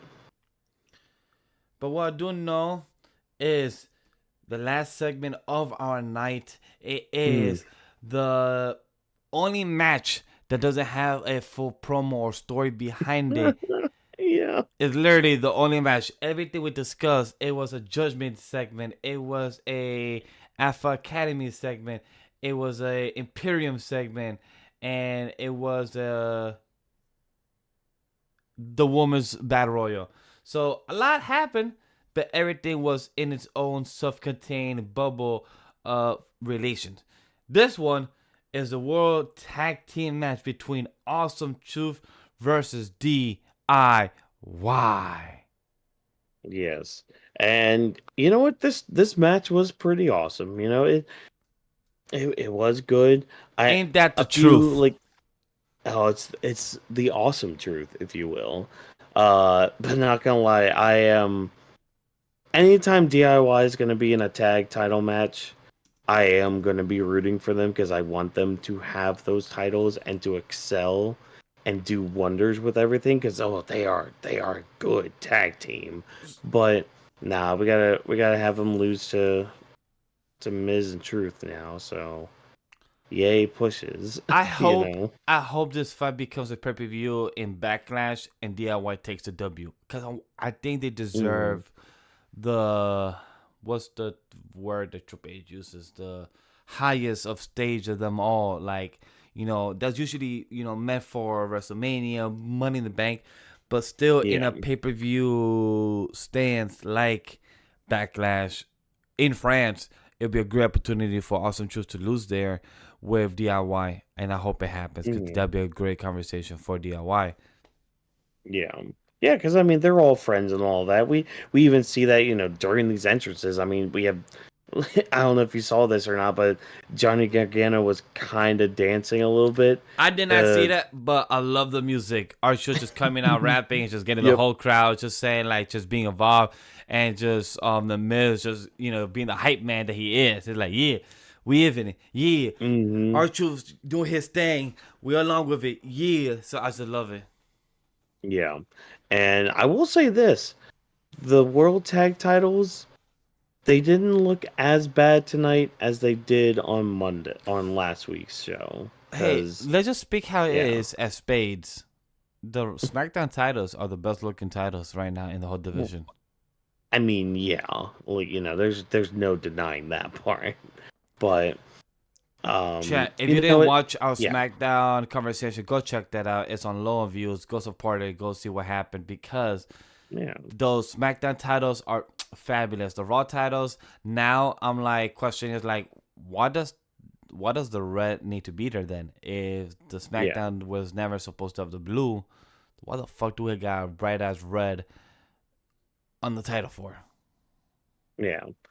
Um, but yeah, this was a good match though with Truth. With the Awesome Truth against DIY. I mean, Truth and Gargano were having a hell of a time Yes, at they the beginning of the were. match. Like Like they Johnny were was having some like fun. oh, Johnny was clapping like, Hmm. yo, Truth, that was really fire. I love that. Hey, little dad, man. Truth, Yeah, like Johnny was really involved with it. Uh, bro, I love it. I laugh when Michael called the commentary always say, "Look at Truth. He's doing his childhood oh yeah, hero moves. He's doing the five knuckle shuffle. He's doing this." I'm like, isn't R-Truth like 8 years older than fucking John Cena? I'm like, it's fine. It's I his laugh. childhood hero. I laugh all the time. I'm like, wait a minute. Truth has been in the wrestling business for 30 fucking years. And John Cena has been in the business for 20 something years. That's a big 10 years jump of a Right. difference. So it's Oh like, my gosh. what the fuck is going on here? Yeah. But so they're having fun at the beginning of the match. Unfortunately, when Miz and Champa come in, especially Champa, fun's all over. It's time for serious business, which kind of leads into the end of the match too, when like Awesome Truth win. They retain their titles and all that, and like they do kind of try to be sportsmen's, like show good sportsmanship after the match and all that, but like Ciampa's not having all of it, which I don't blame him. I I've missed been that. in his position too. I didn't notice that, but Oh, okay. hearing it, Yeah. I get it. Mm-hmm. I've been in sports back in high school. Yeah. That was like 10, 15 years ago. God damn shit. Don't remind me. Don't remind me. So back when I was in high school in the sports, I have been a captain, I've been a co-captain, and I've been I think that's all you could be. So I don't know where I was going with that. I've been a captain, a co-captain in the team division. And I understand when you are, when you verse set opponent team and when you give a dap, you're like, hey, great game. Sometimes when you still lose, you don't want to give that dap. You don't want to be like, fuck, I don't care that you won. Fuck sportsmanship. I should have been winner. I should have been like, I'm the chosen one. I was born for this. Like you have the mentality that you are the main character to your story. Yeah. Johnny Gargano, sportsmanship, love it. But I love it how Campia is not happy with this. He's like, I'm happy for you guys, but it's our time. Why the fuck are you guys still winning? And I love how Campia, how it sounds. I didn't see the visual aspect. I'm just going by how my co-host is speaking of said action that has happened with Campia in said time. Either way, it shows that the superstars, even though if it's played by the script or if it's also breaking character, whatever it may be, it's true to what it is. Anybody in sportsmanship, like other people, like Ronda Rousey, people are complaining of how their run is compared to other people. Campion right now is mad. He's like, fuck, this is our third match, fourth match, trying to get this title for the past 6 months, and we still haven't gotten it. He's frustrated. Anybody would be after 5 times, 5 chances, and you still don't get it. You'd be fucking tight. Yeah, exactly. And I mean, I think this might be leading towards the Creeds and DIY taking the title from the Creed brothers. I don't know why that's like where my mind thinks this is all going, but that could be a thing because like interesting far reach. I'm not saying your ideal theory is far reach, Oh, but that's yeah, an interesting months in advance type of the type of booking you're going for. Because I didn't even think that far, so I'm like, oh, okay, DIY type of Creed Brothers being healed, the DIY still faces, but depends if Campy hasn't turned or showed hints of being a heel. So it really depends because when he returned, he was kind of heel with the Miz, but when Johnny Gargano came back, that's when they reunited their team. So it really depends with Campia how it's gonna go with him the next couple of weeks. And the drive, it just makes everything like, where does everything go? It's like I'm still like in my head, my booking cannot start until right after Backlash. Like that's how I cannot book for the story. And hell, you guys may hear some fantasy booking if you join us on Friday for the sidecast for the draft, because hey, they'll probably be doing a few rounds and all that, and me and Walkers would definitely be booking out of our ass. We'd just be like, so imagine this happened, oh my god, this switch happened. We'd be like, nah, drafts could be hella fun with that. That's all the point for it. But before we continue on our probably overall thoughts of Raw and everything else, any last thoughts about the World Tag Team match? Yes. With DIY Sandy losing and maybe Campia could be possibly turning heel. Who knows? Yes, just mainly one final thing, and it's just again the production. Kudos, because we had this one shot just in it took over like a couple minutes after we came back from break.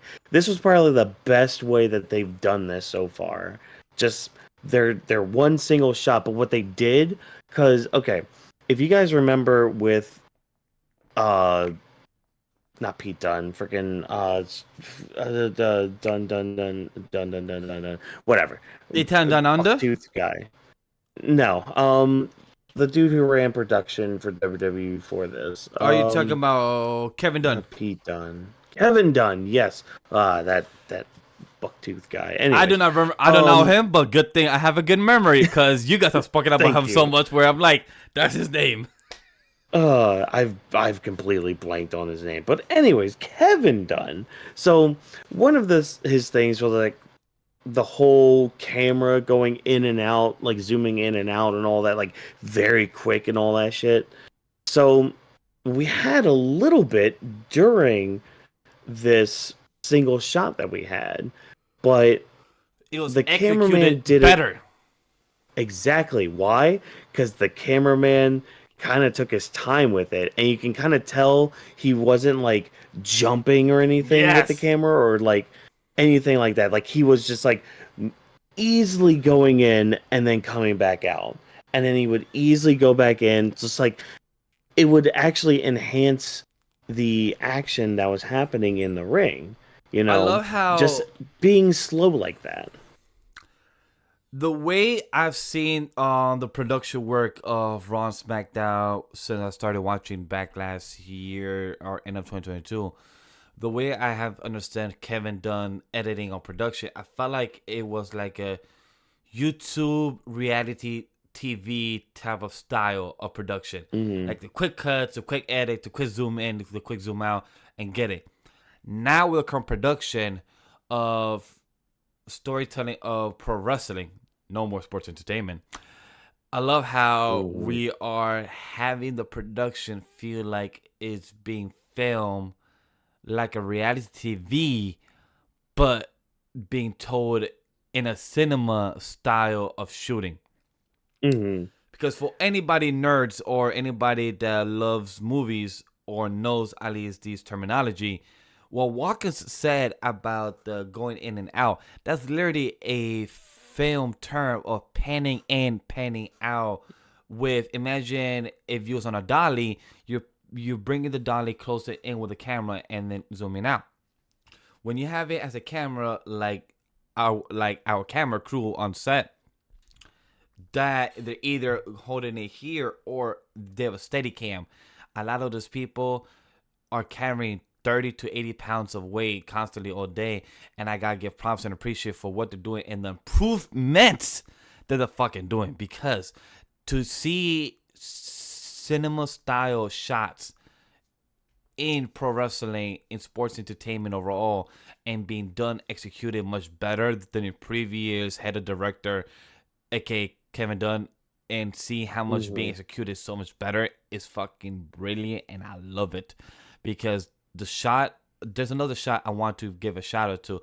The way that they was looking in the middle of the ring, but from the outside of the ropes where the crowd was, but then they switch in a beautiful transition from the overhead shot of the camera showing the ring, and it didn't feel like a jump cut. It just feel like it was a transition cut from showing the middle of the ring from the crowd to the sky of the ceiling showing the ring. I'm like, I love that because it's showing the different angles of what the action is going by, and I love it.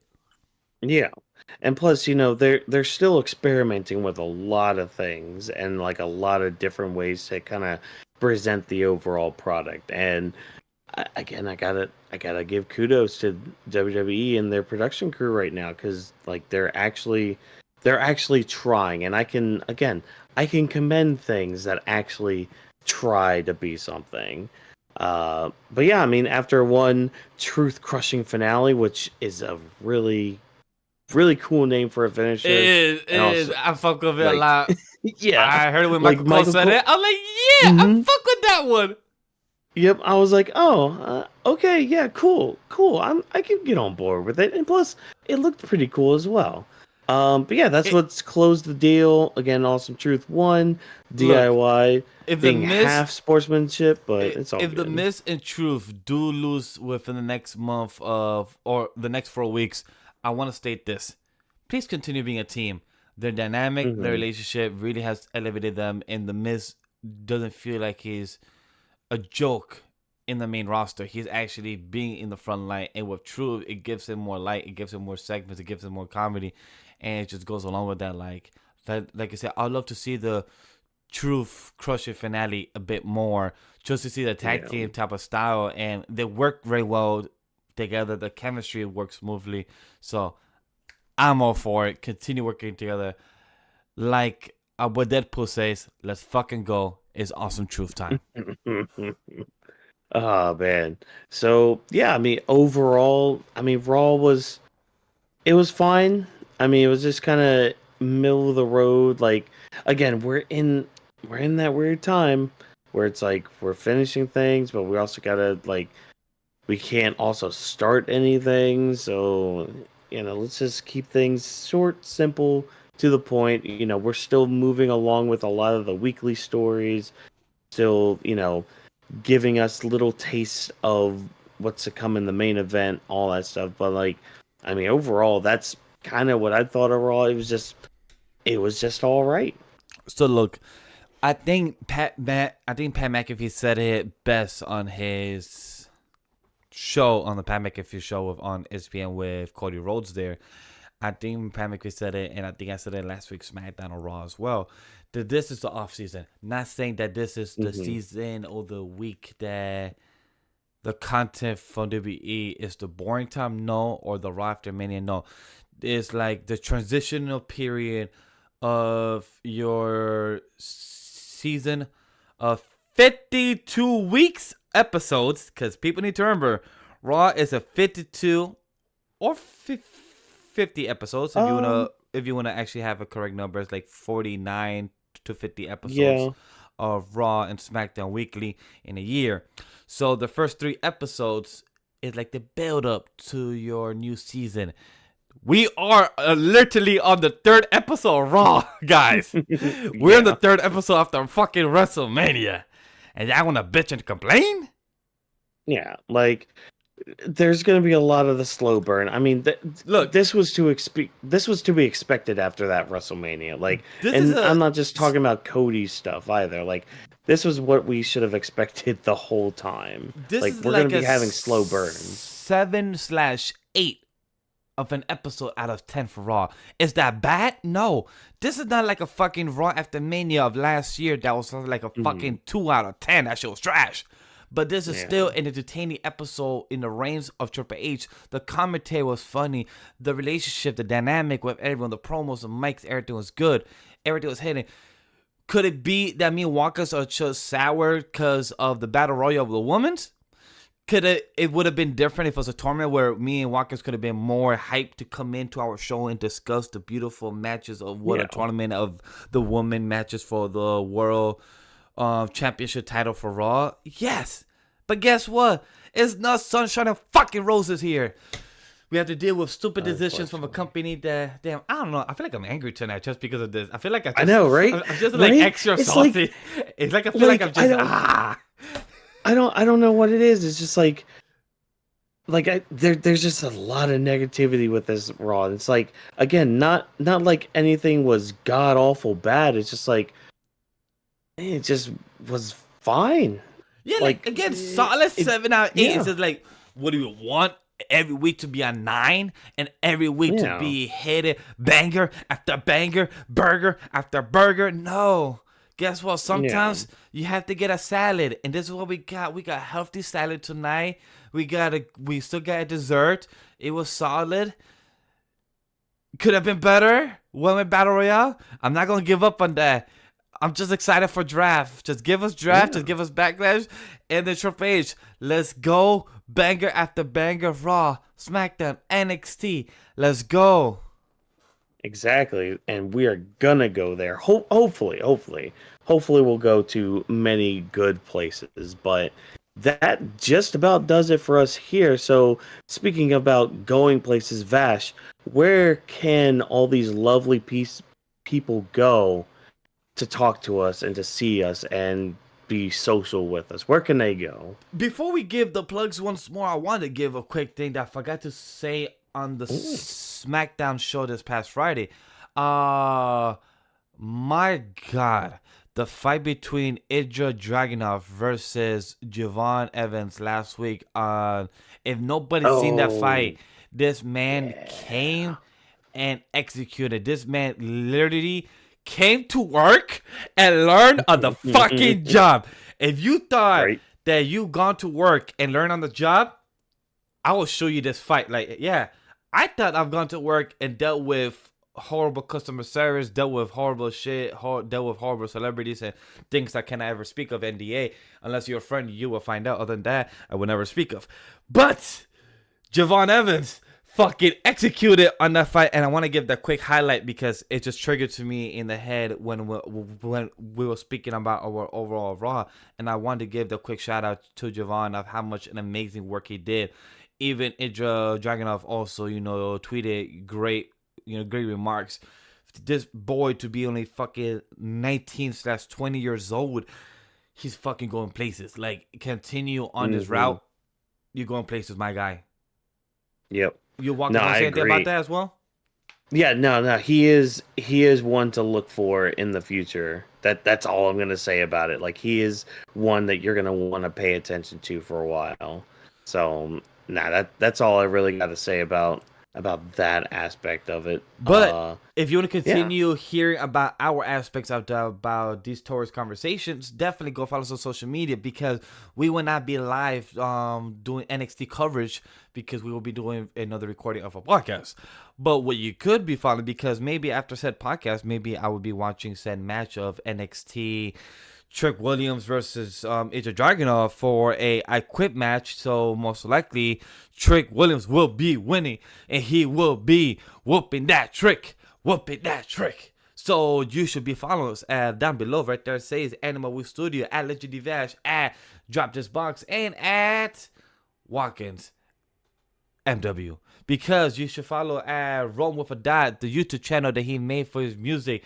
You should follow Drop This Box, new YouTube channel, Watkins Gaming channel, where he posts all his VODs and his Dragon Ball series of talking about it and giving the discussions. All these plugs when it comes to our fans and the community of our team. We appreciate you guys always checking out. All the plugs down below on the YouTube side. And thank you for hearing me ranting on this episode of Raw, because it seems like I was just annoyed or toxic or just need to vent about this episode about the Battle Royale. It seems like I was stressed or annoyed or felt like higher Hmm. expectation. But guess what? We here. We're ending the show. Give your comments. Let us know if you like my rant. Let us know if you want us more. Let us know if you want more AEW conversation. We're still AniMa W3 Studio, animation, manga, wrestling, weebs, and webtoons studio. Right, Watkins? Oh, that is perfectly right. And you know what? I just want to thank each and every one of you for joining us every single week and all that. You know what? You know what? It's funny you mentioned something about ranting or, having to vent a little bit. You know what? I think that's what this Raw really needed us for. It needed us to maybe just kind of get some things out that we may have just kind of held on in. So you know what? Thank you, wrestling, for giving me an outlet for that. Even though your show was a bit mid this week, but that's fine. You can't be a banger all the time. Sometimes you just need to be a burger. But thank you all so much for taking the time out of your day to listen to the Weebs of the Ring podcast. If you enjoyed what we had to say, why not do exactly what Vash just said? We are known as Anime We Studio on all social platforms. Just remember, that's we with a 3. Also, use the hashtag Weebs of the Ring to interact with us about anything regarding wrestling before, during, or after our shows. Feedback is always appreciated, as we are nothing without you tuning in. Weebs of the Ring is presented by AniMa We Studio, thanks to our production team of Vash, Watkins, Drop This Box, who also, even though he wasn't here tonight, still provided us with an awesome thumbnail for the YouTube side of the podcast. We had Rome with a dot, who provided the excellent, excellent, excellent logo of Weebs of the Ring. And of course, Jokester, who brings us the gaming content as we trug along, making AniMa W3 Studio the premier anime, manga, webtoons, wrestling, all your spots for all your weeb things. We will be here giving you all of that stuff. So make sure you tune in. And also, special shout out to JB and Abe for everything you guys do behind the scenes. Thank you for joining us. And remember, no stunt grannies were harmed in the recording of this podcast. Have a good night, everybody. Don't be a burger, be a banger. I'm saying that from now on. Hell yeah. Love it.